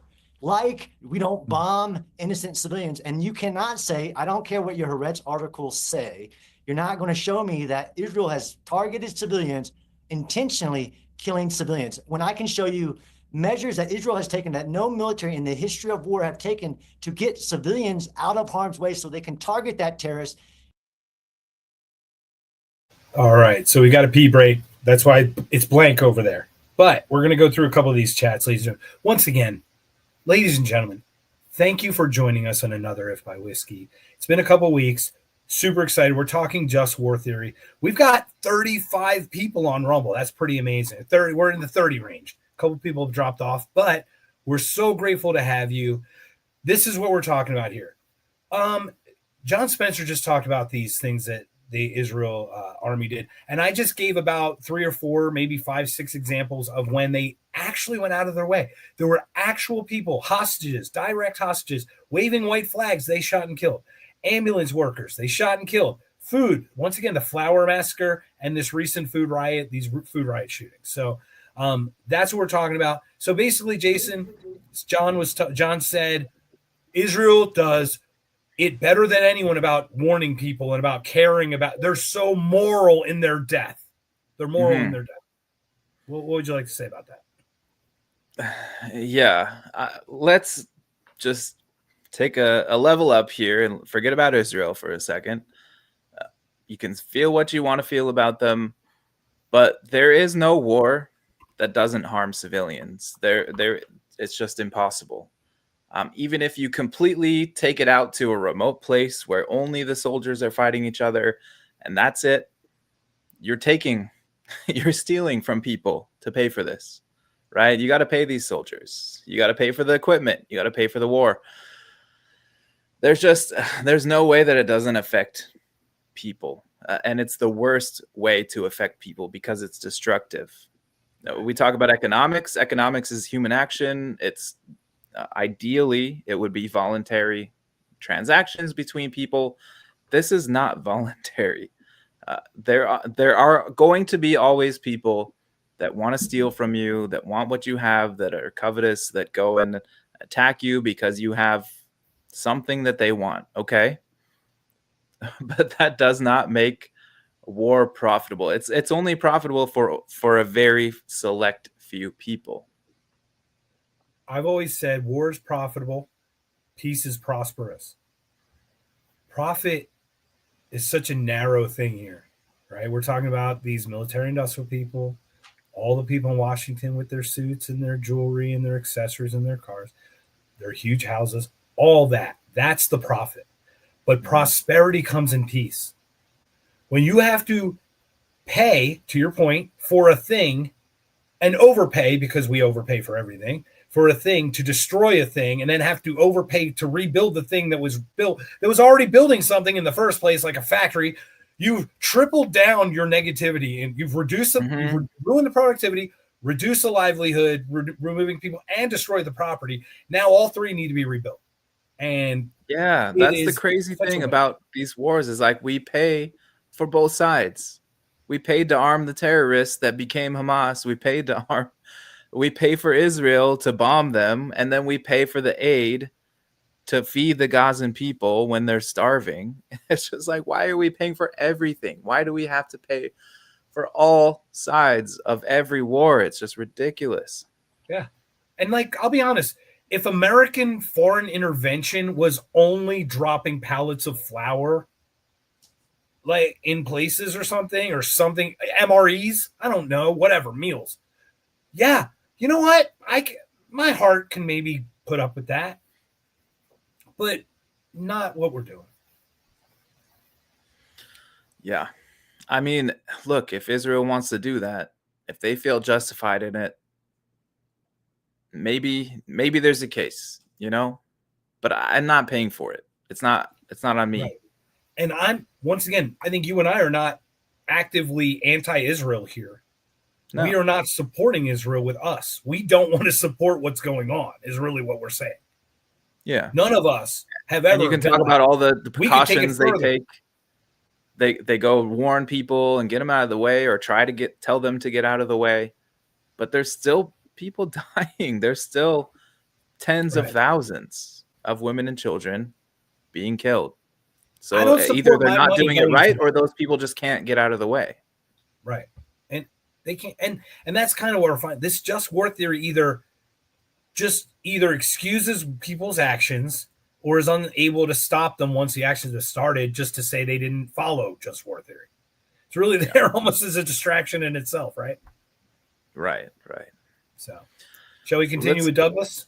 Let's go back to Douglas Murray. So if you remember, people, I know it's been a while now, but Douglas was talking about what happened directly after October 7th. We'll get back to his response to this allegation that there are Israeli people acting unethically, perhaps. Now, remember, this is literally like a week after it's dated. I think it is October 12th. I think it was October 7th when it happened. I think it says it in there, but this is right after. That knee jerk. I talked to Scott Horton, I think on the 23rd or the 19th of October. I talked more about Ukraine. I didn't even see this as the size that it was yet until I watched what Israel started doing. I'm not going to lie. Well, once this happened, it was everywhere. It was like, oh, holy shit. Yeah. And Israel had a lot of goodwill from other people around the world to go in and retaliate. Yes. But now we're 2 years later, and they're still starving people to death by the tens of thousands. That you start to lose the goodwill when that shit happens. And calling themselves a victim, to be honest. It's crazy. We'll get there. Here's Douglas. Let us continue. I'm going to challenge you on that, Douglas, because I do think when we had, the invasions of Afghanistan and of Iraq, a lot of people were discussing. Afghanistan had huge numbers of countries involved. Iraq less so, obviously, but there was still discussion about whether or not, with the number of civilian deaths, that this was proportionate to the threat as perceived by America, by other countries. We didn't say that the death toll in Afghanistan had to be precisely the death toll, for instance, in the Twin Towers in New York. We didn't take that view. Now he's saying that Afghanistan did 9/11. Listen to this fucktard. I'm sorry. I'm done. This guy. To kill civilians. The objective of Hamas is to kill innocent people. The objective in conflict of the United States, the United Kingdom, Israel, and other civilized democracies is to kill as few innocent people as possible. It cannot be said enough that Israel tries to use the IDF to protect its citizenry. Hamas uses the citizenry to try to protect Hamas. Israel precisely uses precision-guided missiles in order to try to limit civilian casualties. But I have no doubt that after the atrocities of the last week, the appetite of the Israeli public and military and politicians to continue this precision game will, of course, change. I want the 100 so badly. I do. I swear to God, I want the 100, Zach. I just can't. But man, did he just say that we should have killed exactly the number of people in Afghanistan as 9/11? They had nothing to do with 9/11. Iraq didn't even have anything to do with 9/11. Listen to this guy talking. I need another drink. I'm losing it, man. Yeah. I had something. I lost it. I'm sorry. It's gone. You want to replay the clip? Yeah, maybe actually. All right. We're going to play one more time because it's awesome. We're going to play because I did step on it. I lost my mind. My apology. Yeah, go through it again. Maybe like halfway through. I'm going to challenge you on that, Douglas, because I do think when we had, the invasions of Afghanistan and of Iraq, a lot of people were discussing. Afghanistan had huge numbers of countries involved. Iraq less so, obviously, but there was still discussion about whether or not, with the number of civilian deaths, that this was proportionate to the threat as perceived by by America, No, by other countries. We didn't say that the death toll in Afghanistan had to be precisely the death toll, for instance, in the Twin Towers in New York. We didn't take that view. By the way, always has to be said, the difference between the Western way of war and the Hamas terrorist way of war is that their objective is to kill civilians. The objective of Hamas is to kill innocent people. The objective in conflict of the United States, the United Kingdom, Israel, and other civilized democracies is to kill as few innocent people I as remember possible. what I was going to say. Cannot be I think said we cut enough. off there.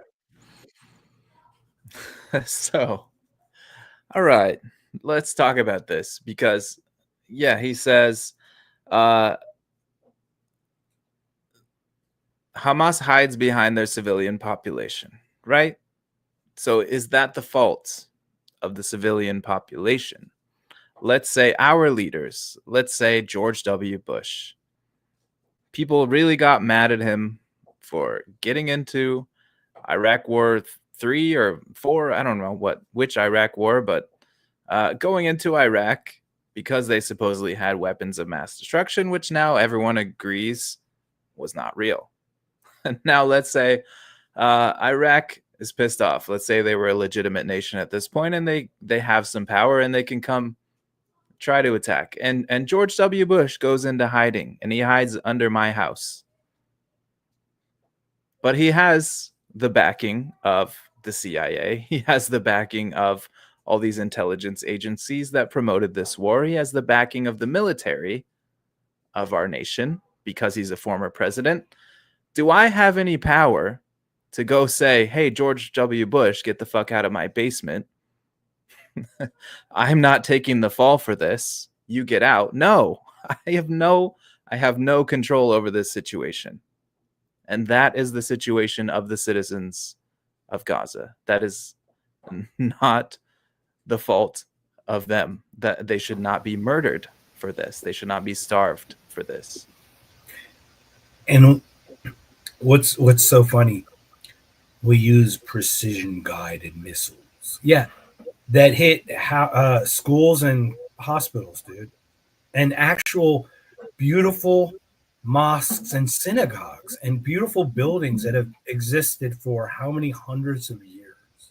Like, we're not just talking a people, we're talking a culture, a civilization. Like, I don't agree with anybody's other stuff, but I love that people have it. Like, I love that there are different cultures. I don't need to like them to love that they exist. You know what I mean? So, like, even on a meta scale, like at a bigger scale than that, it is a wiping out of a people. It's taking like white out and just going. That's what it feels like. Yeah, it's just really sad because these people had no choice. They were born into a situation where they had no way to win. You know, Israel propped up Hamas again. Justin, I know you're right. You are correct, but just like you said, simplification is dangerous, right? Israel propped up Hamas because the PLO, the Palestinian Authority, was starting to look very normal. They were getting very secular and very rational in the West Bank. And Israel needed an enemy. They could not have that. It is not the Israeli people. It is not even the Jews. It is not that. It is a specific, like, we can call it the Likud party if you want. Just like you hate the Democrats. Okay, it's the Likuds then. Whatever you want to label them. There was a movement to boost this other group that was radical on purpose so that they could continue the tyranny and the holding down. There was never a desire for a two-state solution from Israel. There only was talk of it. And these are just facts at this point. This isn't, and I was on that side. I am coming from that side. So this is the only reason I know it. Just like Rec knows, he came from Marxism to like libertarianism. Come on, man. Yeah. Like, we come to these conclusions from what we experience and learn. And mine just goes outside the faith thing. I get it. You have a bigger battle or you might see a bigger war. And I just see it as maybe a smaller thing, that I think that those are the butterfly effects that become the bigger things. Yeah, and it's hard to accept. I get it. man, I was in the same place. Like, it would be really nice if all the bad guys were just like, I hate you, I'm a bad guy, I want to kill you, and that's it. And okay, well, that's very easy. Oh, everyone that's a bad guy is wearing a turban on their head. But it's just not that way. That's not how humans work. Yeah. There are good people and bad people on every side. Absolutely. And do you mind reading Thane's on this one? There's just a quick point on that one before we continue. Yeah. Share some fault on the rulers of Muslim countries for not taking in more Gaza refugees. I've heard this argument a lot. I maybe there's something to it. I don't know. What do you think about this, Mark? I've thought a lot about this. I really have, but I've looked back. This is my opinion, is we're bombing the places and displacing those places, right? The Middle East went north into Europe, and Germany took a bunch in or whatever. I would argue that they didn't have to. I don't think was it Sweden? Somebody didn't, for example. Okay, because they believe in once again, the nation is different than the government and all that. Like we talk about this collection of idea, right? Like we have core values. That's kind of what makes us that keeps the nation glue together, right? More than we can call patriotism, but it's like it's more of a national, whatever that is. So to this extent, because Israel has never created an actual two-state solution, it is incumbent and the responsibility of the Israelis, of the Gazan people, are their responsibility.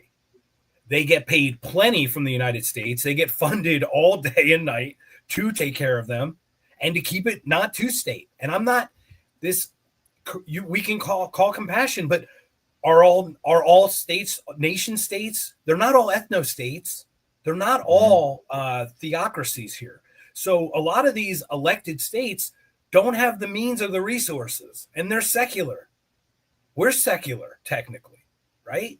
We didn't take in Israel, the Jews in the 1920s or whatever. So I do understand we can lay some accountability, like why aren't they? But I would argue that most of them are bombed out and poor. Most of them, half of their buildings don't exist because we've been bombing them for 30 years. So, it's nuanced. It's nuanced. They don't have the world reserve currency that they can just print unlimited money like we can. I mean, once again, also correct. It doesn't. These things aren't negate. Like they're not mutually exclusive, I guess, right? Mm-hmm. So like Hamas, evil, bad people. Also, Israel knew it going in. They're like, no, we need that in our life so we can play our political mind games. And it blew up in their face. But I actually do think they wanted it to blow up in their face so they can do what they're doing now. Because it's clear that there seems to be a desire and a method. So. Yeah. If you listen to Scott Horton, he talks about this too, because it's a common thing. People like to blame the Muslim theology for a lot of these attacks, a lot of the terrorism. And just like if you look at it really, the ones that are doing this are the least religious. They might use that as an excuse. They might say, oh, well, my holy book says I can do this, and that's an excuse for them. Okay, yeah, that's bad. Christians also do the same thing. Jews also do the same thing. It's not exclusive to one people. And the ones that are more devout tend to be more peaceful. It really is. That's really the case. It is. And the radicalized ones will use extremism. And it's easy to say, like, kill the infidels and all that and just use that. But there's an underlying core of hatred that drives that. I think religion many times is the means to motivate, not the reason for, if that makes sense. Yeah. Yeah. If you look at the reasons for the big terror attacks like 9/11, the Pulse nightclub attack, these were not because, we just hate Christians and we hate America. It's because Americans were bombing them in their countries because they were blowing them up. 100%. So we've got a few more clips. This is the last Spencer clip we have, and then we have a couple more Portnoy before we're calling night. Once again, thank you so much for joining us. We got 40 people in the chat here. We've got 30 people in Rumble. So thank you again. We're so grateful. Do you want to set this last one up, Jason? I honestly forgot what this last one is. So it's something about what Hamas does. So what Hamas does. All right, here we go. You have to have an understanding of the evolutions of the law of war, how it is adjudicated. When you say evidence, I mean evidence, not TikTok videos. I mean actual evidence of what did the person dropping the commander know? What did he do to prevent it? What time did he do it? What type of munition did he use? Dave's statement stand on his own of showing that he doesn't know the foundations of war, even if it's what you call a just war, or just execution of the war. You're just not communicating that you know enough to make a statement like that. I'm just philosophically talking about killing civilians is wrong. That's what the law of war says. It says don't target civilians. Yeah. What Hamas did on October 7th. It doesn't say 0 civilians will die in a war. There's the precaution law of war. There is the feasible things you do to prevent the civilian death. But you can't say Israel hasn't done that. And I'm saying, based on my research, not an appeal to expertise, going there, interviewing IDF soldiers, commanders, Netanyahu himself, I'm saying Israel is not targeting or intentionally trying to kill civilians. They're doing the opposite more than anybody else. So, yes, we could say on the October 7th attacks, Hamas did intentionally try to kill civilians. That is true. They took hostages. They also took a number of Israel soldiers. I think people do not know that. People think Hamas literally flew in and just like grabbed every civilian and just ran back or something. Mm-hmm. I'm once again not defending, but they did attack bases that were allegedly unprepared or underprepared. So that was part of the attack. Now, any of the attack was wrong. That's an aggressive act. We look back, it probably was a desperate move by a desperate people, in my opinion. Doesn't make it right or wrong or anything. It just makes it part of the history books. And I think I would say it's wrong. Yeah. And this portion of it is really wrong. This portion of the chapter of the book that we're writing is it's like not proportional. There's not really. Yeah, the thing about war is there's not really any good guys. Yeah. Once you get into war, there are no good guys. It's generally between two groups of power-hungry people. Yeah, people want to view it as a good versus evil thing, but I don't think that's ever the case. Like, give me an example. I don't know. I don't know of one. Yeah, it's crazy. You can look at World War II. That's what a lot of people point to as like, oh, well, the United States had to go save the Jews from the concentration camps because look what Hitler was doing in Germany. But it's like, but how did that happen? How did they get there? Right. Let's use just war theory. There's a stalemate between Germany and the rest of the countries. United States tips the power to help destroy Germany. It was probably gonna be over. Remember, they were getting like an inch backward and forth a day or something. It was literally a stalemate. They were dug in. It was like stalled, and the United States like, okay. Then we have that thing. The last thing is the jus post bellum, right? Mm-hmm. Is justice after war. The Treaty of Versailles literally strangled the German people, and it systematically gave rise to the Nazi Party, Hitler, and that blowback from the way they were treated out of that war. So like, being German of blood, maybe I'm taking it personally, but like, it's like Germany, the whole Prussian thing, the Fed started the war, right? Because the Prussian, assassination of Prussian guy is going to start a whole world war that wasn't funded by the Rockefellers at all or anything. So this all happens. Then the United States comes in. So Germany gets railroaded by a third party that had nothing to do with it. There was no declaration of anything by anyone. Then the Treaty of Versailles, which just hamstrings them. And then they do it again. It's like, okay, all right. Where's the justice in any of that? Mm-hmm. Any of it, you know? Yeah. And in the case of Israel, like if you take Israel as the good guys, they're completely in the right for all of this. Maybe you can make a case for that. And if you accept that, what are the outcomes of what's happening now? Like, you take out some terrorists, yeah. But it's like what is the Scott Orton thing? Like the insurrection math, it's 20. You take out one terrorist. Yeah. You take out some terrorists, but then you create 10 more because you're killing innocent people. McChrystal math. General Yeah. McChrystal. What's Yeah. 10 minus 2? 20. 20. And Blinken even said it. We don't have the clip, but Blinken said there were 30,000 to start. We bombed the F out of them, and there are 27,000 left. Yeah. You haven't really done it. You killed 60,000, but only 3,000 Hamas. That sounds really brilliant. That sounds, yeah, okay. Oh, no, wait. All right. Every child that's 11 years old that can barely lift up a weapon is deemed a terrorist by you. I forgot. That's your just sport too. Oh, an 8-year-old. You can hold a gun. Oh, she can be shot in the head. Okay, as simple as that. And you can continue this forever, and it's just never going to end. It's going to get worse and worse and worse as long as it this can't keeps get better going. unless it stops. It just either stops or it just devolves like crazy. You're never going to take out an entire people. So here's Dan Burmoy. I'm not familiar with that person. We'll have to take a look. That's from Thane. So check that out. We'll check it out. And then before we call, man, we got a Portnoy clip or two. Yeah, just to end on the war stuff, man. Like, war is fake.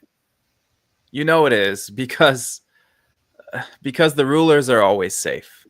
That's how you know, right? Like, if it was really a fight between, hey, the ruler of this country disagrees with the ruler of that country, they would try to take each other out, but they never do.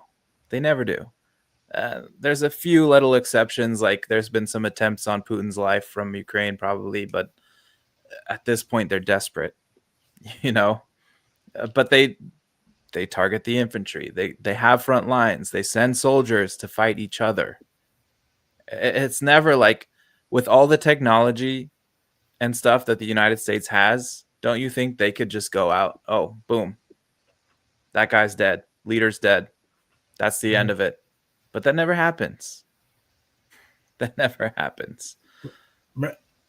People need to understand wars by free nations like ourselves that are capitalist countries, wars are meant to be sustained.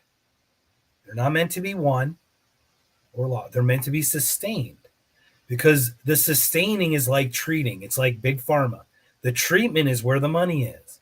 The sustaining of the battle. As long as it continues, everyone gets paid.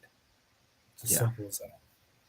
Yeah, like you'll never hear like Zelensky. Well, to an extent, you don't hear much about Zelensky or Putin talking about trying to stop the death of their people. I know Zelensky has mentioned it a few times within the context of trying to get more money out of the United States, but like you don't hear them. More to say like he come across the nation, come to you on your ocean. He come attack you. They're never like, hey, well, maybe we should just chill for a second and try to negotiate because I don't want my people to die. No, it's like, hey, United States, give us more equipment and more money because my people are dying. And that also speaks to Zelensky's position. Look, he's behind the barrel of the gun right now. Those Azov Battalion people are not going to let him back out of this. But they just treat it as like a given. These leaders of big countries, like my people, I own them. They should be dying for me. That's just a given. That's how it should be. And that's crazy. It's disgusting. Like, so again, I'm really hard pressed to say that any war is just. It's barbaric. It's like, it's always used as a tool to either like get rid of the poor people or just like some sick agenda to benefit their rich buddies that it does not benefit the mass majority of people. Only a very select few people profit from these wars. And those are the people that are in control. And that's what's really messed up. Yeah. And this is Justin's point. Once again, I felt the same way. I really did. I've just changed. And call me old. No, on this, I agree. You know, there could be a just war. There could be. Once again, personally, I think if I'm aggressed upon, then I'm defending back to wherever I had my place. But that's what I'm doing. There could be a just war, but I have not seen one in my lifetime. Yeah, I've seen excuses like, "Oh yeah, Iraq did 9/11." Yeah. And Afghanistan, apparently, according to Douglas Murray, because, proportionality, we didn't, we should kill exactly the number of people in the towers in Afghanistan, too. I mean, how dumb is that? How dumb? It's dumb. But on the topic of Israel and the Jewish people, they're very oppressed, as we all know. And this is Dave Portnoy. If you guys remember, he had somebody in his bar that he owns in Philadelphia holding up a sign that said F the Jews, and he got real upset about it.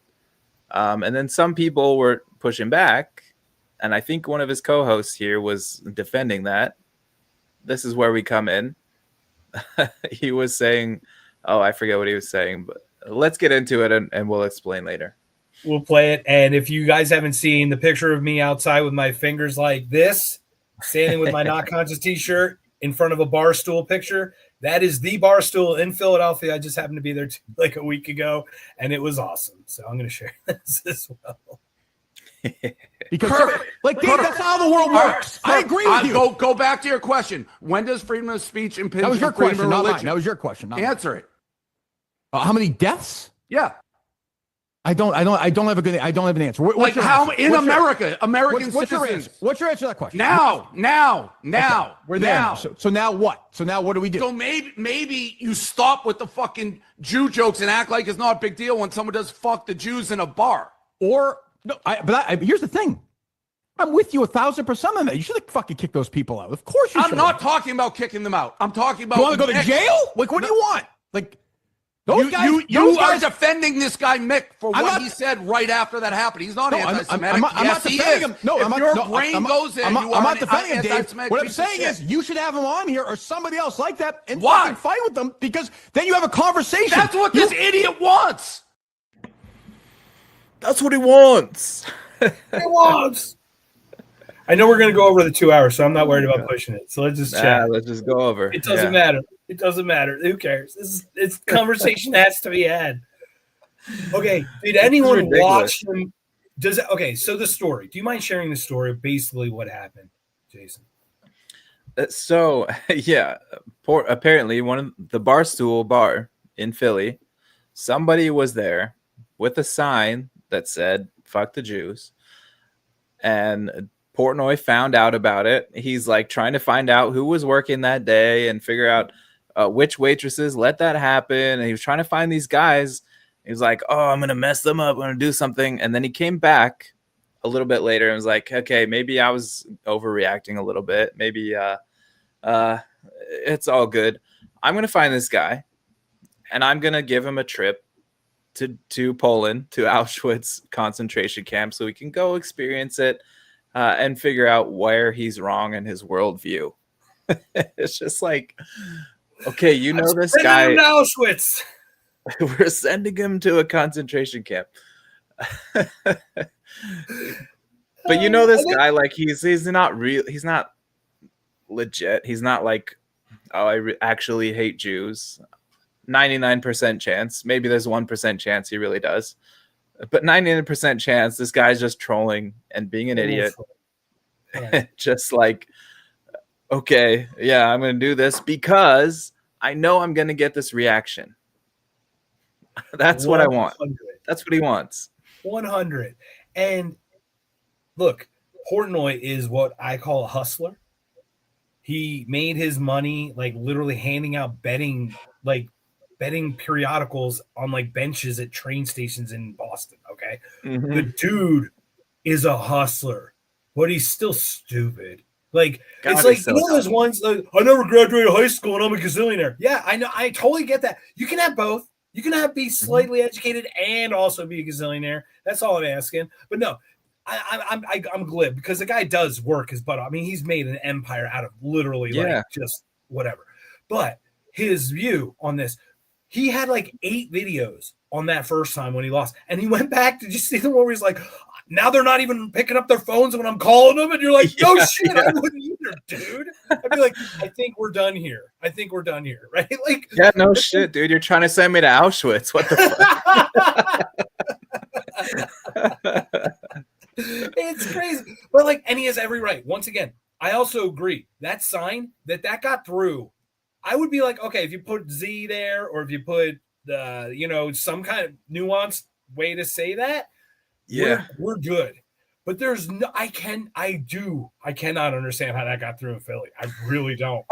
It baffles me because it's one of those actual like signs that they bought with the champagne poppers, like the VIP thing. I don't think they walked in with that sign. I think that was like made at the thing, like when you buy the table, Yeah. So, I think they must have had to made it in there. Yeah. Yep. And I was gonna do an F the Z sign just to do it, but I'm like, it's not worth it. So I just stood out front and double gunned it. Right. But the funny thing is, like, he's saying, like, oh, we got to stop with the jokes and everything. And for context, this is after, like, the 2 people were killed in DC. The 2 Jewish people were killed because, I don't know, because they're Jewish, I guess. Again, tragic. It's horrible. That should not happen. It could also be, that one is a questionable one, too. How many? Yeah, but I think the guy was legitimately an anti-Semitic guy and hates what Israel's doing. I do. I also think they could have also recruited him. Like, it's kind of, I feel like both could be true. If that makes sense. Once again, we radicalize these people too. I'm very curious about ones that are like that, where they literally get exactly 2 people that are like in love and like once again, I question everything, Jason. I do not. Yeah. Okay. I didn't even go there, but yeah, that's legit. Okay. I think that the Colorado guy absolutely was nutso, crazy, whatever. I don't think he was a plant, but that dude didn't get shot in Colorado waving his stuff around. The first one he hurled, he would have been how much lead would they have been pulling out of him in Mesa? Like, seriously, you know what I mean? It's like it's weird. It's weird, some of these circumstances and how they get to the level they get. It boggles my mind in certain cases.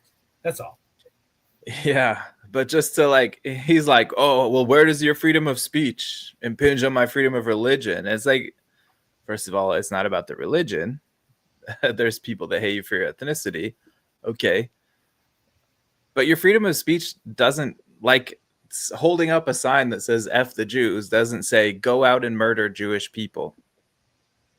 You know, 100%. You could draw a line and say maybe that influences people, but you're not responsible for that. He just wants to F them. Literally, just wants to have sex with them. Is all they're saying. He just wants to have sex with Jews. He loves them. Right. That's yeah. But like, seriously, when those jokes are murderous, those jokes are dangerous. Those jokes kill people. Did they not? I mean, was he not on the other side of that exact comment? Like the other side of it. That's where Barstool Politics got their teeth. It's literally Barstool Politics because it was basically non-woke. It was like lefties that aren't woke. That's what like Barstool Politics basically is. It's got its own title, like label. But this is just a horrible look for Dave, man. Yeah, it's bad. He goes, he should be. How great would it? Once again, I'm not Dave Portnoy. He's going to make his millions regardless of what I say. And you know what? He's made his millions living his life. So I applaud him for doing what he's done. But come on, man. You're telling me you got that it's speech. You shouldn't just defend the speech regardless. Oh, we should pull up Zach's comment. You know what else kills people? French cartoons of Muhammad. Oh, man. But you know what doesn't kill is a cartoon of Muhammad inside a panda suit. Ooh. Just remember the South Park people are very. Did you ever hear that story? I've seen the South Park. Yeah, because basically what it was they wanted to actually do Muhammad, and they're like, dude, no, we're not doing that. But they did. All right, let's do it this way. It's like, oh no, they did. They did Muhammad though. They really did. That's true. That's true. Yeah. Anyway, all right. So should I play this last clip? Yeah, let's get to the last Portnoy because he just goes off on this guy that works for him. Yeah, and once again, like, I agree that hatred is bad, but speech should be protected at all. And hey, hats off to the guy on the left who's just sitting there totally nonchalant, like not reacting at all to this. He's like eating the popcorn, right? Yeah. He's not even eating popcorn. He's just like, yeah. And this is one of my favorites too. Just watch this. All right. Dave, dude, these guys that wrote the thing at the bar, fuck the Jews, right? Yes. You're gonna fucking fly them to Auschwitz. Some guy tweets at you something. You want to fucking?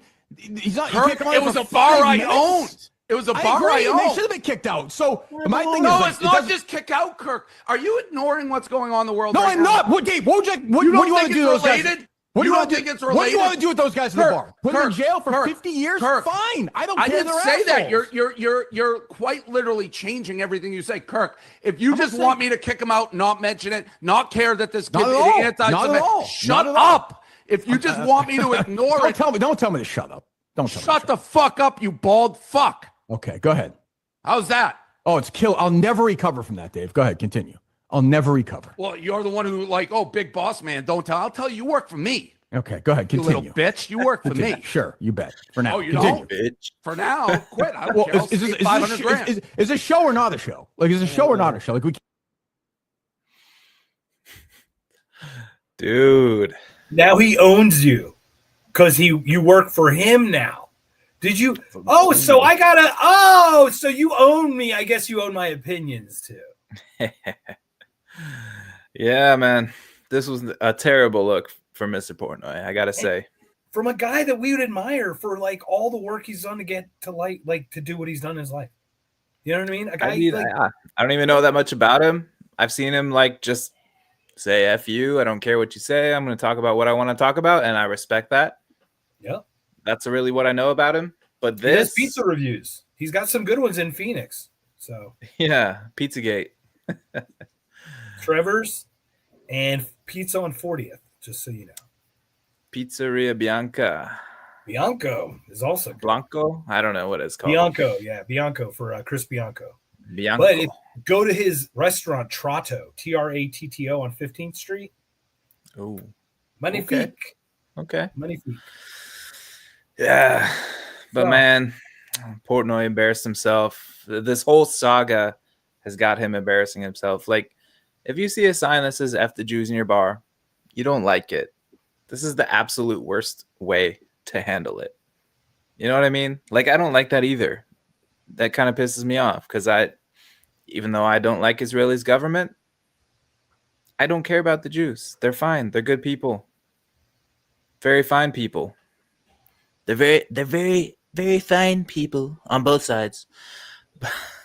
But you know what I'm saying? Like, this is just the worst, absolute worst way to handle the situation. He looks like an idiot. I hate it. I hate everything about it. It makes me not want to listen to Dave Portnoy ever again. Not that I did, but I have nothing in common with this guy. Yeah. And that's the thing is like what we're finding is like I can look at Portnoy for his work ethic or something, take that away and go, that's the part of the American that I really liked. And then these conflicts have just exposed these people for like complete frauds with zero thought behind any of the stuff they say, because literally the last 4 years are 180 degrees from these last 4 years, from what just happened, from the newest flip of the change of regime power. And you're like, now you're the victims. Now you're the ones in power who are the victims. Really? The guys who were in power for the last 4 years were the victims before.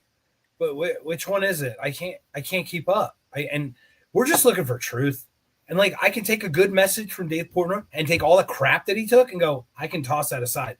But it makes it so hard to give him any credibility when this is the stance he takes as a one who speaks his mind. All I'm saying is they're not sending their best. That's Well, all. I don't know if you saw the Christian in Jordan Peterson, but that buckhole got his ass handed to him. Yeah, sure he did. Have you seen that? The Christian versus atheist? I saw some of it. I could not bear to finish it. These people are falling from grace, man. We're just watching, and it's weird. You're talking about Matt Walsh, and like Matt Walsh is talking about whatever. It's like, yeah, people flying the flag of Mexico should go back to Mexico. And then they're like, what is it, Joel? Infinite Zeal is like, Yeah. Here's your flag of Mexico starter kit. It's everybody flying the I saw Israeli that. flag. That was great. Yeah. Shout out to Joel. Look, that's minimalist, reductionist, whatever you want to call it. still truth in that. There's still truth in that. Maybe we should dig into the nuances. Maybe that's the whole point. Is we're all hitting these top points. How many people in Congress were flying the Ukraine flag on that day when they voted for that funding? And how many are fighting send the them front to lines? Ukraine? Yeah, how many went to the front lines? How many of the kids are? How many did they vote? If you're flying that flag, go over there. Go check it out. Crazy. So, once again, sir, this is 2 hours in. This has been another If by Whiskey, If by Just War Theory. You're the one who brought this to us. Thank you so much for presenting this one. This was so informative for me because, like, just looking through, it was like, okay, it makes a lot of sense. And then watching real world examples of where they weren't, where they were followed, where they might not have been, and how we can criticize looking back in most cases, because you can't really do it during in a lot of cases. Yeah. Just to close it out, if by just war theory, you're looking at this in the way that you're recognizing that humans are tribal, they will always have some conflict. Therefore, let's at least try to define some kind of moral framework around which we can express these conflicts, right? And try not to get too many innocent people involved. Then okay, just war theory is all right. It's something that kind of speaks to my anarchist views as like an informal agreement between people that, you know what, yeah, we understand that we're going to have our differences, and if we really comes to it, then this is how we're going to try to approach to settle it. But if you're looking at it as like a law, as something that people have to follow, and if they don't, if you're not exactly proportional, and we get into the minutia of it, then it's kind of bullshit. It's just like people are going to fight. Nobody, if you're really ready to go attack and kill people, you're not going to care what that social agreement says. Like, if you're a murderer, that's the last thing on your worry list. You don't care. You're going to go do it. And we should judge people by that. 100%. And the long and short of it really is like, we find the infringement of anyone's life to be immoral. So we try to avoid every way possible. From a broader perspective, this excuses that action, which we're not in favor of. So we're almost, it's almost not that it's not legitimate. It's being recognized by other world countries, but it's like, it's not legitimate from a morality standpoint because we don't accept the fact that death must be a part of conflict, or murder must be a part of conflict, I would think.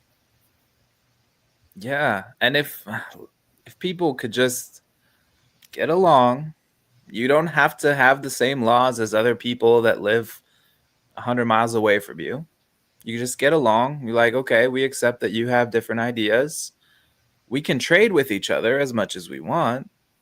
We can have voluntary interactions. Then people will be so much better off than like, I need to control this territory and this territory, and we have to fight over this because it's the Holy Land. It's just like, no. You're here. I'm here. We can do our own thing. We can trade with each other. We'll be much better off. That's what I would like to see. That's really it. Yeah. I mean, it's just weird, like going into religion and all these other things that I really think secular. How are we not wise enough to understand what is good and what is not good? You know what's good and not. You feel it in your gut. You feel it. You feel it the second you do it. You feel it before you do it. In 99% of cases that you do wrong, you kind of feel, your body tells you beforehand. It's like almost its own objective morality. And like we should maybe pay more attention to that between each other and ourselves. Just be better. Yeah. War is fake and gay. It's gay. It's certainly gay. I mean, Gaddafi had the bayonet. That was pretty gay. Poking. Yeah. So, sir, if he's another one in the books. It's great seeing you after a couple of weeks. Yeah, man, it's been good. We need a topic for next week, so if anyone can give us a hand, I'd really be grateful. I feel like we got a couple ideas today. We did. We definitely did. And next week, again, this week coming up, the 11th, Freedom Fest. I know a lot of people will be up there. Clint said he'd be up there. Clint Russell. So that's going to be great. And ouch. Is that the beret versus a beret? The berets? Or not a bayonet, I guess, would be the one that we're talking about. Beret, bayonet. But Freedom Fest, 11th to the 15th. If you can make it, Palm Springs. I'm just hanging out. My girlfriend and I are going out to a couple nice places for dinner at some points. We're just hanging out. So if you happen to come up over the weekend, we're going to be at the place right next to the convention center, probably be at the pool a lot, because last time I chased a lot of people and missed more people chasing them than not. I've got a couple bucket listers. So excited to talk to Spike again. Just to shake Scott Horton's hand just one time. I don't know if he will or not, but I will. This is the hand that I will not wash afterward. But really honored. Did you meet him at LP or anything or everything? Yeah, I've met him a couple times actually. I'm sure he doesn't remember me at all, but yeah, it was cool. He's such a cool dude. He'll just talk to you about war all fucking day. Yeah, that's beautiful. I love it. So I'm really excited about that. So I get to talk about Spike. Once again, everyone know we've all talked about this spirituality, religion stuff. I'd love to get into what's going on with you personally, because that'd be interesting to talk about as well. And faith and where that might go and how that might permeate in your life and your family sometime. I'm figuring it out, man. I don't even know. That's exactly what I love, because I don't certainly know either. And that's the beauty thing is I get to talk to Spike about his journey, because last Freedom Fest, he was not a Christian. This Freedom Fest, he's beyond devout. So once again, regardless of what I feel, I'm really hoping I just ask and let him talk and tape my mouth shut. So real excited. I'm doing Thursday. Maybe I can upload it Thursday night or Friday, depending on, but I'll let everyone know. I'll put it on the Not Conscious. We will have an If by Whiskey next Monday. I will be prepared, sir. So really awesome seeing you. Thank you again, sir. Any final words before the end of the day, sir? I just want to say thanks for sticking with us, guys. I've been pretty inactive lately on Drop the Mask, but we're here doing If by Whiskey. It's been fun. Keep checking us out. Go follow us on Rumble, the If by Whiskey channel. We need to get to 100 follows to get a certain level of notoriety. Yeah, we do have 100 total, including, because it's including mine. I put it as a sub of mine, I guess, so it is a total 100. But now the next thing is it's 30 hours of content in 30 days. So what we might need to do, you and I might need to strategize and just put all the content under all that to get 30 hours total. 1 hour a day. We could do that. Yeah, an hour a day. I don't know. I could do 5-hour podcasts, but I don't know if I can do 10 of those in a month. We can do an hour a day. Yeah, so an hour a day. Not so bad. But once again, thank you for everyone joining us. I'm beyond grateful for sticking around. It has grown. More people are joining. Look at the engagement on the chat. Everyone's really interactive. Thank you for expressing your own viewpoints and everything. We may counter them. We may not agree, whatever. We will not block them. We will not stop them. You are free to feel and think what you want, and we want you to express it, because you might share something that we never heard before. Yeah, I really, really appreciate the diversity of views on the chat, because it helps us think through things and make sure we're getting it right. I don't know if we're getting it right 100%. You guys might have some good points. You do have some good points. So please keep it up. We really appreciate you. We do. So thank you again. On that note, we are back with Roman and his beautiful outro. We're in talks about trying to do something new, but I got to figure out how to do the thing you told me how to do, because I'm an idiot. So I'll figure it out, but I just got to know how to figure it out. I figure stock video or something. We're thinking about some new music, a little new video. Maybe we'll figure it out. We're gonna have some fun. Everyone, thank you again. Another If by Whiskey. Have a good evening, everybody. Have a great Monday. Enjoy the week, and I hope to see you back from Freedom Fest. I've got my eyes